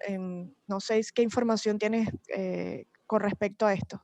Perdón, falló mi conexión allí, Carla. ¿Me repites? Sí, te decía que unas chicas que estudian Derecho en la feria de Derechos Humanos del año pasado que hicieron, comentaban que tenían una especie de ayuda jurídica gratuita dentro de la universidad. No sé si esto incluye también el tema de violencia de género internamente o alguien puede acudir, no sé. Sí, la universidad ha mantenido como digamos, en una posición muy privilegiada, lo que llamamos en Guayana el Centro de Asesoramiento Humano. En Caracas, este centro también existe, creo que tiene otro nombre, pero es como la unidad de apoyo a los estudiantes y también al personal administrativo de la universidad que atiende necesidades emocionales, psicológicas, pero tiene unos límites. Parte de lo que nosotros discutíamos en ese momento era que, incluso reconocido por el propio Centro de Asesoramiento Humano, era que se necesitaba entonces una especialización, incorporar especialistas en la materia, porque si no vamos a repetir el error de canalizar cualquier denuncia todas igual. Y yo creo que eso es muy importante. Fíjate que yo siempre en estos foros refiero a la serie, hay una serie muy famosa de televisión estadounidense que tiene que ver con estos casos de investigación policial y todo esto, ¿no? Y fue tan importante el caso en Nueva York que la Fiscalía de Nueva York, ¿verdad?, activó una unidad de víctimas especiales. Víctimas especiales. Sí, y de allí salió la serie. Y tanto que esta serie ha manejado, además con buena producción, por supuesto, ha manejado casos emblemáticos que ha atendido la unidad de víctimas especiales. Fíjate, la Fiscalía de Nueva York se dio cuenta que no podía seguir manejando estos casos de una forma rutinaria o como decían los protocolos, que ya manejaban. Es decir, que se tuvo que pensar en crear una unidad distinta, especializada. Y eso ha tenido un importante éxito y le ha dado la oportunidad a muchas personas, a muchas mujeres, a poder expresar, es decir, oye, hay alguien que me escucha, que me sabe escuchar, que además sabe investigar. Entonces, yo creo que por ahí va el llamado. Por ahí va el llamado tanto para las instituciones universitarias, instituciones privadas y, por supuesto, para el garante en todo esto constitucionalmente, que es el Estado venezolano. Yo cierro, creo que esto una vez se lo comenté a Jacqueline, a mí me causa mucho miedo, como yo digo, esto es un flagelo silencioso. Lo vimos en la universidad por las características de nuestros jóvenes que se están empoderando en las redes sociales. Hay una democratización de la opinión pública, pero vamos a ser honestos y sinceros, no todo el mundo tiene acceso a las tecnologías, no todo el mundo sabe manejar una red social en nuestro país. Entonces, yo digo, cuando nos adentramos en nuestros pueblos, nos adentramos, digamos, yo que soy de Upata y siempre lo remarco, cuando me faltó decirlo en tu presentación. Sí, tenía pensado decirlo. Ese fue un gran error, Carla. Sí, terrible. Oye, mira, en el comercio, a veces, ¿qué está ocurriendo en el comercio, por ejemplo, no? Las jóvenes que pronto tienen la necesidad de entrar a un abasto en una tienda, que vemos además que los contratos son leoninos, casi que a destajo, chao, te vas aquí por semana. Allí hay claramente una violación a los derechos laborales. Pero ¿qué puede estar detrás de todo eso? Y entonces, ante eso, no hay políticas públicas que hagan cumplir lo que está. Podemos discutir, digamos, qué le falta a la ley contra la violencia a la mujer. Pero ahí hay un instrumento sobre el cual podemos comenzar. Y un instrumento muy completo, de hecho claro, lo elogian mucho, a nivel latinoamericano elogian ese instrumento, pero vemos que en la práctica nos quedamos cortos porque, bueno, volvemos a lo mismo que habíamos comentado, no hay casas de refugio, muchas veces vas, pones la denuncia, te revictimizan, sales peor de lo que llegaste, sí. o como me pudo haber pasado a mí, me dice, pero a ti, pero de verdad. Pero no, tranquila, bájale 2. Sí. Eso Bueno, a lo mejor fue, no sé, otra cosa. Y hablando de esto del acceso a lo que habla de las redes sociales y todo, comentaban en estos días en una de las actividades 3 mujeres que viajaron a la Gran Sabana y pues de regreso en una de las alcabalas las tuvieron allí porque sí, pues no había motivo. Mira, les pidieron los papeles, tenían todo en regla y como tenían todo en regla, pues le dijeron, bueno, la única manera que se vayan de aquí es pues teniendo sexo con esa persona que las detuvo allí. y ellas dijeron, bueno, no vamos a tener nada, nos dormiremos en el carro. Y entonces, claro, estaban aterradas porque decía, o arrancamos y salimos corriendo, o nos quedamos, o qué hacemos, o sea, y durmieron en el carro. Y en una de esas, al amanecer, pues arrancan y se van, pero imagínate tú, estamos hablando en la Gran Sabana. ¿Quién sabe eso? Yo me entero porque lo mencionan en una actividad, pero ¿quién pudo haberse enterado de eso? Digamos, qué sanción hubo para ese funcionario? ¿Qué pasó allí? ¿Cuántas cosas que denuncian, casos y sucesos que vemos, sobre todo en estos días de pandemia, cruzando hacia la frontera, el tema del arco minero, las indígenas? Es terrible, o sea, están en sitios que ahí no llega nada. Sí, así es. La vulneración sistemática, progresiva de los derechos humanos que estamos presenciando y que denuncian las organizaciones de derechos humanos todos los días, tiene un especial capítulo en este tema que hoy estamos conversando. Eso, incluso reciente, hace 2 días, salió el informe de migración y cómo este tema de la migración pues tiene un efecto pues también muy grave y de alto riesgo para lo que es digamos, genera esos espacios inseguros. Justamente, no hay espacios seguros y que eso abre las compuertas para, bueno, todo esto que ya ha sido relatado y que la película nos lo deja muy claro, el acoso, que llega pues también a grado de violencia. Fíjate que esta referencia que hice al fallo del máximo tribunal de España se refiere porque no hubo respeto a los protocolos. Fíjate, ya hay un protocolo, hay una ley nacional. Y resulta que la víctima había llamado a la oficina, ya había recibido la denuncia, bueno, pero ellos dejaron pasar y en una de las llamadas la ignoraron. No hicieron, digamos, el seguimiento debido. Digamos, simplificaron el hecho. ¿Qué pasó? Que esta persona fue asesinada. Entonces, después de 5 años, un juicio bastante largo, es el primer gran fallo de la justicia española con relación a femicidio. Muy importante, de verdad, porque generó una discusión y además generó también una revisión total de los procedimientos y los protocolos que se están cumpliendo en las policías municipales. La policía municipal. Hay pues mucho de qué hablar en el hay tema. muchísimo. Tendríamos que hacer otros foros porque de verdad que ha sido increíble el día de hoy, todos los aportes de ustedes. Y tenemos 4 preguntas que llegaron a través de los formularios de registro. Y la primera dice, tiempo de actuación de la ley, seguimiento de apoyo y atención monitoreada.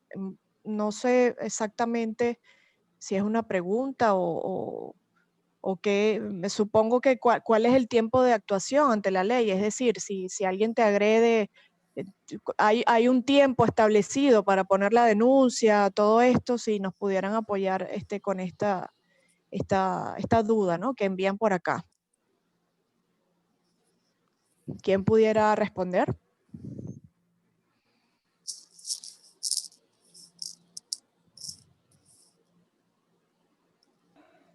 No sé exactamente a qué se están refiriendo con tiempo de denuncia, porque obviamente eso no. Hay un lapso que es cuando se trata de los casos en flagrancia. Ajá. Pero que es cuando los procedimientos son más expeditos, ¿no?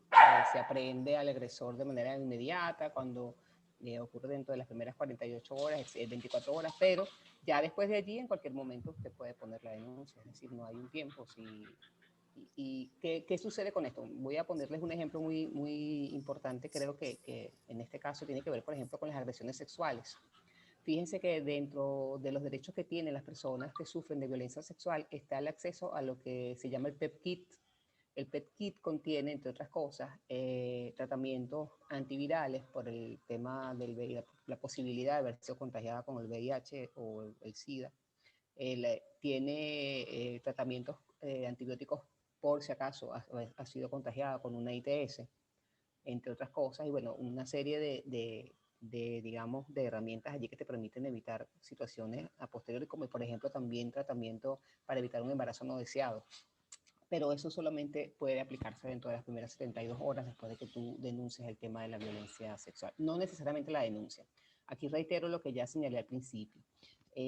Para nosotros hemos entregado PEP Kits a algunos ambulatorios, por ejemplo, el ambulatorio Manoas tiene PEP Kits. También el Uyapar tiene PEP Kits. Si alguna persona conoce de alguien que ha sido agredida sexualmente, puede dirigirla a estos centros hospitalarios. También el ambulatorio que está en UNARE, el nombre no lo recuerdo ahora mismo, pero está cerca del estadio de Alcázar, creo que es un CDI que está por allí, Uchire. Ajá. Estos PET kits se administran de forma gratuita, tienen que administrarse de forma completa, es decir, todos los componentes deben ser suministrados a la mujer que ha sido víctima de violencia sexual. Pero además, lo que quiero decir con esto es que para nosotros no es un requisito, un prerequisito que la mujer denuncie, ¿sí? Es decir, a pesar de que la ley establece que, disculpen, que bueno, todo el tema del sistema de protección, las medidas de protección, todo esto opera en función de la denuncia, para nosotros no es importante o no es imprescindible, no es que no sea importante, por supuesto siempre es importante, pero para nosotros lo primordial es la atención a la persona sobreviviente. Es decir, lo principal es que ella pueda acceder a estos servicios médicos que son gratuitos. Igual en el caso de, por ejemplo, el apoyo psicológico, que nosotros lo brindamos a través de nuestro implementador, que en el caso de Bolívar es la Comisión para los Derechos Humanos y la Ciudadanía, CODECIU. Hay teléfonos por donde pueden acceder de manera gratuita, no solamente a servicios de apoyo psicológico, sino también a gestoría de casos y a apoyo legal. Es decir, que usted puede llamar a esos números de manera confidencial, gratuita y segura, porque ninguno de los datos que usted suministra a través de esos números va a ser de modo alguno ventilado en ningún otro espacio. Esos expedientes se llevan con todas las medidas de rigurosidad desde la perspectiva de los principios humanitarios, el tema de la seguridad, la neutralidad y la confidencialidad. Puede llamar a cualquiera de esos números y allí, dependiendo de lo que usted necesite, si es simplemente hacer una pregunta. Yo siempre le digo a las personas cuando vamos a los talleres, mire, así sea una duda, plantear una duda. Mira, es que creo que está pasando esto.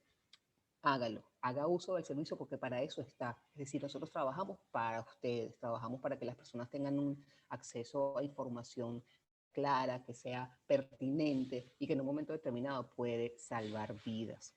Cuando hablamos de los procesos legales, porque nosotros tratamos de que las personas entiendan que, por ejemplo, en el caso de nuestro trabajo, pues el tema de los procedimientos legales es como un paso adicional a todo el resto del proceso que nosotros, digamos que consideramos primordial en el caso de las sobrevivientes de violencia basada en género, que es el tema del acceso a servicios, el tema del empoderamiento, el tema de que reciba el psicológico y todo este tema de que pueda salir del ciclo de la violencia.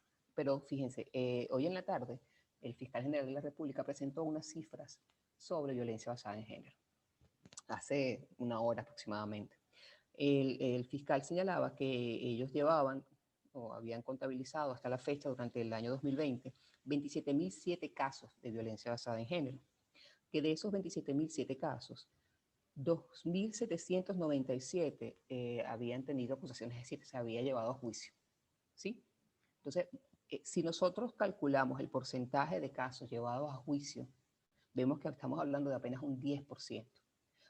Si nosotros presentamos esos números ante un escenario donde haya mujeres que son víctimas de violencia de género, van a decir, viste, por eso es que no denunciamos. Entonces, el tema de la denuncia es un tema que nosotros respetamos y que nosotros, por supuesto, es un derecho que tiene toda víctima, toda sobreviviente de violencia basada en género. Pero para nosotros lo primordial es que ella tenga acceso a los servicios que necesita para poder salir del ciclo de la violencia. Sabemos que la justicia es perfectible, que hay varias situaciones que hay que ir subsanando en el camino. Lo que estaban mencionando ustedes hace un instante sobre el tema de la sensibilización a los funcionarios, ese es parte del trabajo que hacemos desde el Fondo de Población de las Naciones Unidas y con otros organismos y con otras agencias también constantemente. Siempre estamos en ese proceso de sensibilización, pero también debemos, bueno, hay muchísima movilidad o rotación dentro de las personas que trabajan en las instituciones públicas, muchos cambios, entonces de repente tú terminas un proceso y resulta que cambian a la persona que está al frente del instituto, entonces tienes que volver a comenzar el proceso. También debemos entender que bueno, que las funcionarias y los funcionarios también son venezolanos, igual están inmersos dentro de esta dinámica que tenemos todas y todos con relación, por ejemplo, al tema de la gasolina. A veces tú llamas y mira, no tengo gasolina para ir, no tengo el carro bueno, le falta, no he podido arreglarlo porque no nos han suministrado unidades, entonces tengo que usar mi vehículo. No estamos diciendo con esto que haya justificación para que en un momento determinado se desatienda, sino lo que estoy diciendo es que entendiendo este proceso y esta dinámica en la que estamos inmersos todas y todos, nosotros intentamos justamente reforzar capacidades constantemente. Es decir, casi que todas las semanas estamos haciendo procesos de sensibilización, estamos dotando además a las instituciones públicas y estamos tratando de que se entienda cuál es la verdadera dimensión de la violencia basada en género en nuestro país, que se ha exacerbado de manera pues alarmante en el marco de la pandemia. Entonces, hablar de procesos legales a veces es un poco frustrante, ¿sí? A veces puede hacer que la persona se sienta que, mira, no, pero nosotros brindamos ese acompañamiento desde la IP y llegamos hasta donde usted quiere llegar. Esa es otra cosa que tenemos que entender. Es decir, si la persona sobreviviente dice, yo voy a denunciar, y después un día dice, mira, no, yo no quiero seguir en esto porque me siento culpable, o porque la mamá de él habló conmigo y me dijo que por favor, que lo dejara, no crea que por en ningún momento nosotros le vamos a decir, no, que cónchole, que nos está haciendo perder el tiempo. No, todo lo contrario. Es decir, su decisión es lo que nosotros respetamos. Si usted decide continuar con el proceso, pues ahí vamos a estar acompañándoles a través de nuestros asesores legales. Si usted decide, mira, no quiero seguir, pues no seguimos. Esos procesos legales a veces toman tiempo, nunca se ajustan a los términos que están señalados dentro de la ley especial. Entonces, a veces creo que no están, o no deberíamos tal vez poner la lupa en ese tipo de situación en específico, ¿no? Porque también creo que hay un proceso más importante, que es el tema de la sensibilización desde la perspectiva sociocultural. O sea, Y que cada caso es distinto, ¿no? También. Sí, No se exactamente. puede generalizar. Bueno, esta es la receta para hacer tal cosa. O sea. Sí, y bueno, para finalizar con el tema del procedimiento jurídico, fíjense, está la denuncia que lo puede hacer cualquier persona. Esto es muy importante que lo sepan. No es solamente la víctima o la sobreviviente la que tiene el derecho de denunciar. Cualquier persona cercana a la persona, a ella lo puede ser su vecina, su amiga, su mamá, su tía, su hermano, su hijo, puede denunciar, que a veces no quieren recibir las denuncias porque mira, no, porque tú no eres la agredida. Cualquier tipo de violencia de las que están contempladas dentro de esta ley, que son 21, pueden ser denunciadas. No necesariamente tienes que tener un ojo morado para denunciar, ni tienes que tener un puñal metido en un brazo para denunciar. Tienen derecho a recibir atención inmediata, pero además, si usted es revictimizada en cualquiera de los órganos receptores de denuncia, usted tiene también el derecho de denunciar esa revictimización, porque eso es violencia institucional.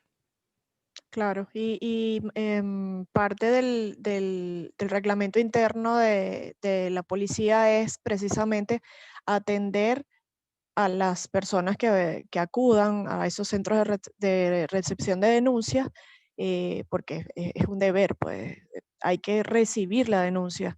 Y sí, ha pasado acá en Ciudad Guayana que va un tercero a denunciar y le dice, no, pero es que eso no es problema tuyo, tiene que venir la persona. Y resulta que en la ley pues lo dice muy claramente que cualquier persona que sea testigo puede denunciar. Ahora, en cuanto a bueno, aquí esta pregunta realmente no entendí mucho, ¿no? Pero dice atención monitoreada. Y eso me hizo recordar alguna vez que Oscar comentó sobre la prensa, que sale un caso, bueno, desapareció tal, después, bueno, apareció o lamentablemente falleció o la mataron y queda así como que no se le da un seguimiento a estos casos, ¿no?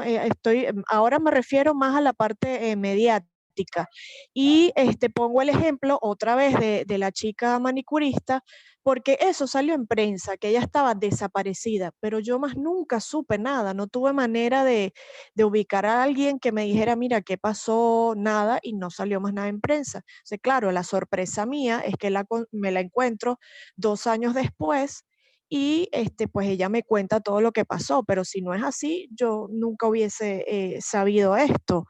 Ahora, la segunda pregunta, quedan 3 preguntas para finalizar. ¿Qué es lo primero que se debe hacer para denunciar una situación de abuso? Yo creo que primero aceptar que hay un abuso, ¿no? O reconocer que hay un abuso. Mayela, Jacqueline, Sí, era lo Oscar. que estábamos mencionando hace un instante. El tema de la denuncia pasa por la voluntad de la persona que ha sido sobreviviente o víctima de violencia basada en género. Es decir, lo que no podemos hacer, porque eso puede implicar justamente que sucedan cosas como, mira, después de 3 días yo voy a retirar la denuncia, es que usted ponga la denuncia sin que haya una voluntad de hacerlo por parte de la persona que fue víctima de la violencia que sea, ¿no? Eso es lo primero, concienciar que estás en una situación de abuso, darte cuenta de que no la mereces y de que además estás siendo víctima de un delito. Eso es primordial, porque que no se trata de una dinámica normal, que no es que, bueno, se pasa en todas las parejas, que no es que, no, eso no es nada, cualquier cosa, porque las personas tienden a minimizar, ¿no? Las situaciones de violencia basada en género. No, pero si lo que te dio fue un empujón, o si lo que te rompió el teléfono, eso es violencia patrimonial. Ay, si lo que hizo fue darte un empujón, y bueno, tú te caíste por las escaleras, pero ajá, no era su intención. Ajá. Si usted siente que está en riesgo su integridad física, su integridad psicológica, su integridad emocional, si esas situaciones por las que está atravesando están inmersas, están contempladas como delitos dentro de la ley especial de protección para las mujeres, usted tiene todo el derecho de ir a denunciar. También tiene derecho de buscar asesoría, si tiene derecho de buscar apoyo para usted sentirse acompañada. Yo creo que eso es una de las partes imprescindibles, el tema de buscar el apoyo legal o el apoyo psicosocial para ser acompañada en estos procesos, saber qué es lo que viene, cada uno de los pasos que se va a dar, porque obviamente usted se va a encontrar con diferentes personas en todo el proceso, desde que va al órgano receptor de denuncia hasta que llega a la fiscalía, etcétera. Es decir, usted va a pasar por una serie de procesos en los cuales probablemente usted vaya a tener que reiterar su testimonio, vaya a tener que dar detalles. Por más que nosotros sensibilicemos, bueno, es posible que se encuentre con personas que no hayan captado esa sensibilización o que no hayan atravesado un proceso de sensibilización y su respuesta no vaya a ser la adecuada. De allí la importancia de contar con el acompañamiento que en un momento determinado pueda seguirla apoyando y pueda ayudarle en todo caso a superar cualquier bache que consiga en el camino en lo que es el procedimiento jurídico. Muy bien. Bueno, la tercera pregunta habla de la gran dificultad, pues en el país no hay centros de refugio para mujeres víctimas de violencia, eso ya lo habíamos comentado. Y finalmente, bueno, igual si quieren agregar algo en cuanto a ese punto, pueden hacerlo. Y finalmente, las herramientas puntuales para abordar la negativa de la mujer violentada a recibir ayuda. Esta es la última pregunta que llega en el registro. Eh, Carla, yo creo que el punto allí de la negativa de la mujer a recibir la ayuda, precisamente ahí es donde entra la importancia del entorno, del asesoramiento, del acompañamiento.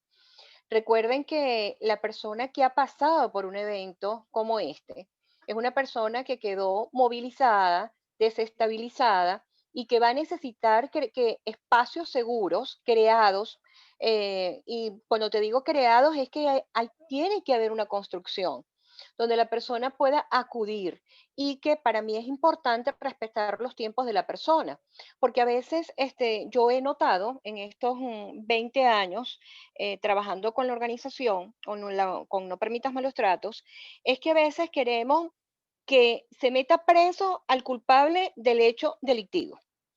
Y nos olvidamos de lo que le está ocurriendo a la persona que sufrió el daño, que fue lesionada en su integridad. Entonces, hay que tener cuidado con eso, porque el punto no puede ser seguir, porque es como parte de lo mismo, ¿no? Yo quiero que lo metan preso, yo quiero que le hagan esto, ajá. ¿Y dónde quedó la persona que es quien realmente necesita de manera más, de manera más cercana la intervención y el acompañamiento? Entonces, herramientas necesarias. Primero, usted tiene que estar disponible y estar disponible no es estar dispuesto, eso no es sinónimo. Yo puedo decir, yo estoy dispuesto. ¿Cuántas veces nos han dicho, yo estoy dispuesto? Y después usted llama y le dicen que en ese momento no puede. Así que la disponibilidad es que usted tiene todos los mecanismos disponibles, aunque sea en un mensaje de texto, mira, esto es lo que necesitas hacer. ¿Ok? Y para eso, y eso es una responsabilidad de todos. Fíjate que la Ley Orgánica del Derecho a las Mujeres a una Vida Libre de Violencia establece que es responsabilidad de la sociedad civil en conjunto con el Estado el establecer todos aquellos mecanismos necesarios para que estas mujeres recuperen su dignidad, palabras más, palabras menos. Entonces aquí hay una cuota de responsabilidad también y de compromiso, tiene que ver la solidaridad y el querer comprender, es necesario comprender, y la palabra comprender tiene que ver con paciencia. La paciencia incluye el esperar y el comprender lo que le está pasando a esa persona, pero también es importante que sepamos que es necesario identificar qué me está pasando a mí cuando yo estoy atendiendo esto, para que el trabajo pueda continuar.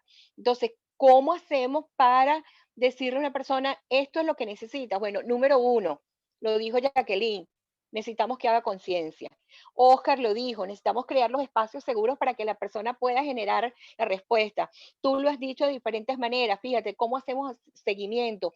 Hemos venido hablando sobre un tema que nos afecta a todos y que todavía falta mucha sensibilización y una necesidad extrema de capacitarnos y estar disponibles para el otro. Y eso quiere decir que, ¿no?, que la gente puede entrar en nuestras redes y pueda conseguir de manera permanente y no porque solamente es un evento.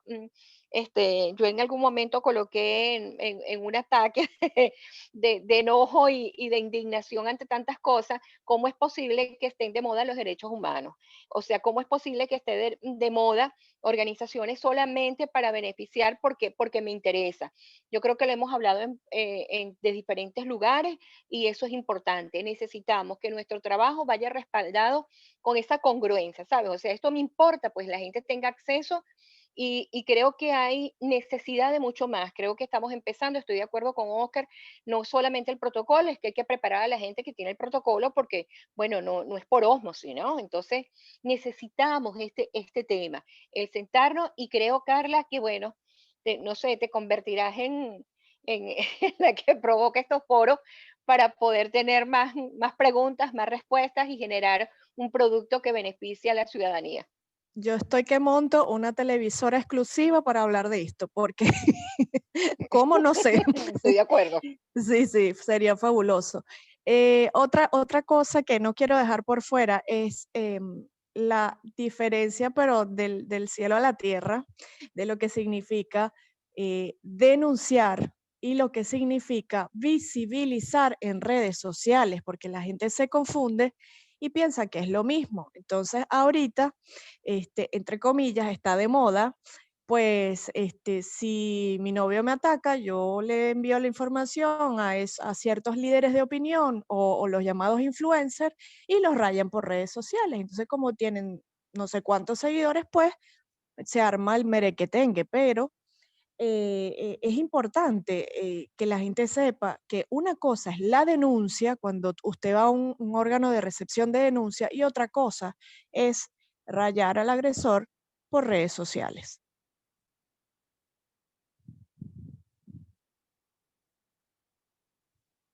Es así, yo creo que es necesario identificar cuáles son los órganos receptores de denuncia. Los influencers pueden ayudar a empujar, por decirlo de alguna manera, a visibilizar la denuncia que ya se colocó. Cuidado con el querer exponer y solamente esa palabra que usaste, que es muy nuestra, el rayar a la persona, porque es que al final no hay restauración para la persona que sufrió el hecho y que fue lesionada. Yo no me restauro rayando a nadie porque dijo. O sea, si vamos a utilizar los términos adecuados, pues bueno, entonces vamos a las instancias adecuadas. De hecho, cuando Pudiera ser ejerzo hasta peor, ¿no? Claro, claro, porque es que expones a la persona, fíjate, el hecho está ocurriendo, no se ha hecho justicia, no se ha ido a las instancias y hay alguien que le está avisando a otra persona que, mira, fulanita habló, la vida de esa persona está en riesgo. Entonces yo creo que es importante que podamos considerar eso. Y fíjate una cosa, Carla, yo en la consulta privada, no en la de la organización, sino en la consulta privada, cuando tengo a alguien que me está hablando de un tema, en este caso me refiero a alguien que cometió el hecho, yo inmediatamente paro la consulta porque yo le aclaro que la consulta no es un confesionario. Entonces, si él va a confesar y hay una responsabilidad, de la persona que está atendiendo. Y eso lo tenemos que tener claro. Entonces, tenemos que tener cuidado con, fíjate que todo esto que estamos hablando nos vuelve a llevar al mismo punto, la necesidad de educación, la necesidad de formarnos, la necesidad de reestructurar quién es el órgano receptor de denuncia, quién no lo es y cuáles son las instancias adecuadas y proteger al final. El fin de esta historia es, como decía Oscar, que no se repita, el garantizar que no se repita el hecho, pero que más allá de eso, que haya protección y que la persona rescate su dignidad. Y con esta dignidad pudiésemos hablar de todas las personas involucradas en el hecho como tal. Entonces es necesario que identifiquemos eso. Yo he oído gente que me dice, ¿será que le paso la noticia a fulanito para que lo diga? Yo le digo, bueno, pero si eso lo puede solucionar haciendo esto. Yo no estoy diciendo que no lo diga, no lo haga público, pero sí le estoy diciendo que por favor primero se proteja antes de exponerse, porque otras personas están diciendo que usted debe hacer qué. Ahí coincido totalmente con Jacqueline, nosotros debemos respetar eso. Qué bueno que se pueda hacer la denuncia, qué bueno que todo esto, pero también debemos respetar el proceso de la persona y cuidado si lo que estamos haciendo es una sustitución en el rol del que cometió el hecho, ¿no? Entonces ahora ya no está el que cometió el hecho, pero ahora está la organización o el defensor o el activista, que hay una diferencia entre activistas y defensores, pero que cree que el caso le pertenece, ¿no? Entonces, esta persona es mía, entonces va conmigo al Ministerio Público y va conmigo a esto, y entonces yo quiero hacer un show mediático a través de la vida de esa persona. Cuidado con el tipo de persona que nos quiera, ese tipo de persona que quiera brindarnos ayuda y quiere mediatizar el hecho como tal. Yo creo que allá hay un punto muy sensible que necesitamos atender a la persona que pasó por la situación con mucho respeto, con una profunda consideración y reconociendo la dignidad. Sí, sobre Bueno, ese aspecto, Carla, si me permites rapidito, yo estoy de acuerdo nos con queda, Mayela. nos queda hasta las 6 en punto, así que puedes hablar Rapidito. rapidito. Sí, no, lo que pasa es que más allá de eso que tú mencionaste, de las personas que se dedican a exponer a otras por redes sociales, sí, obviamente coincido completamente contigo y con Mayela, pero yo también quiero rescatar que algunas muchachas cuando comenzó todo este proceso de denunciar situaciones que ellas habían atravesado a través de Twitter, sin mencionar a los supuestos agresores, a los presuntos agresores, sino simplemente exponiendo que habían pasado por esa situación, para mí fue muy valioso leerlas. Fue muy valioso leerlas porque, bueno, yo vengo de la generación de los trapos sucios se lavan en casa. Entonces, cuando tú ves la valentía de estas muchachitas de decir, mira, me pasó esto con el papá de mi mejor amiga, o sea, son cosas porque son situaciones que probablemente todas nosotras hemos atravesado, o sea, con hombres que tenían cierta posición de importancia dentro de nuestras vidas, independientemente de si fuera internas o externas, vecinos, familiares, etcétera, y no nos atrevíamos a hablar porque sencillamente pues sabíamos que estábamos en una posición de debilidad ante esta persona. Entonces yo reivindico esa valentía de dar estos testimonios tan personales a través de redes sociales, porque además eso permitió que muchas otras también entendieran que no eran las únicas, que no eran raras, que no eran personas que tenían algo malo en ellas y que por eso era que había pasado eso que pasó, sino que se trata del victimario, no de la víctima, ¿no? Y Claro. no exponer a los victimarios porque eso viola también derechos procesales y derechos humanos de la persona, pero sí el tener esa valentía de decir, me pasó. Claro, como cuando surgió el movimiento Me Too, pues todas las historias que salieron a relucir y todo lo que ha pasado después de eso. Y sí, concuerdo contigo, hubo una noche en Twitter que parece que pues se desataron los testimonios, porque empezaron a contar. Claro, la diferencia en este caso es que no decían, mira, fue fulano, aquí está la foto, o sea, digamos, la exposición es distinta, pero yo también quedé impresionada leyendo cada uno, que eran personas cercanas a las familias, un tío, el que cuidaba el jardín, o sea, eran testimonios uno y otro y otro y otro. Leí muchos en una noche en Twitter y pues esto de verdad que hay que ser valiente para decirlo. Pues ya después de tantos años yo también puedo decirlo y no sé no soy influencer, pero sí quiero contar mi historia y la historia de muchas personas, porque es importante saber que no estamos solas, que pasa y pasa a cualquier persona. Así que bueno, yo quiero agradecerles de verdad de todo corazón, Jacqueline Fernández, Mayela Carrillo Blanco y Oscar Murillo, porque ha sido una tarde maravillosa, enriquecedora, con sus valiosos aportes. Agradecer también al Centro de Derechos Humanos de la Católica, Fundación Lucelia, el Centro de Justicia y Paz, CEPAZ, REDAC, y pues vamos a seguir haciendo estos cineforos. Recuerden seguir las redes sociales, @alianzaedh. Allí vamos a estar poniendo tanto en Instagram como en Twitter todas las actividades para que más y más personas se puedan unir. Aprovechando el tema del confinamiento, pues estamos haciendo todo este esfuerzo que es virtual, pero estoy segura que llega a cada una de las personas como si estuviéramos allí cerquita, uno al lado del otro. Así que bueno, vamos a hacer un cierre final. No sé si queda algo que aportar o ya, pues ya creo que faltan 2 minutos apenas.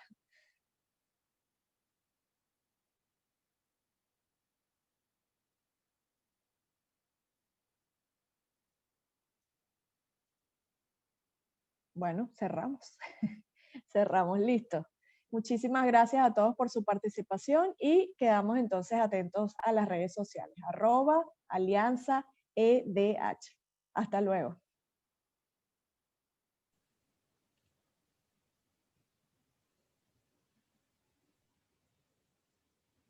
Chao, chao. Gracias por todo. Gracias por todo, Carla.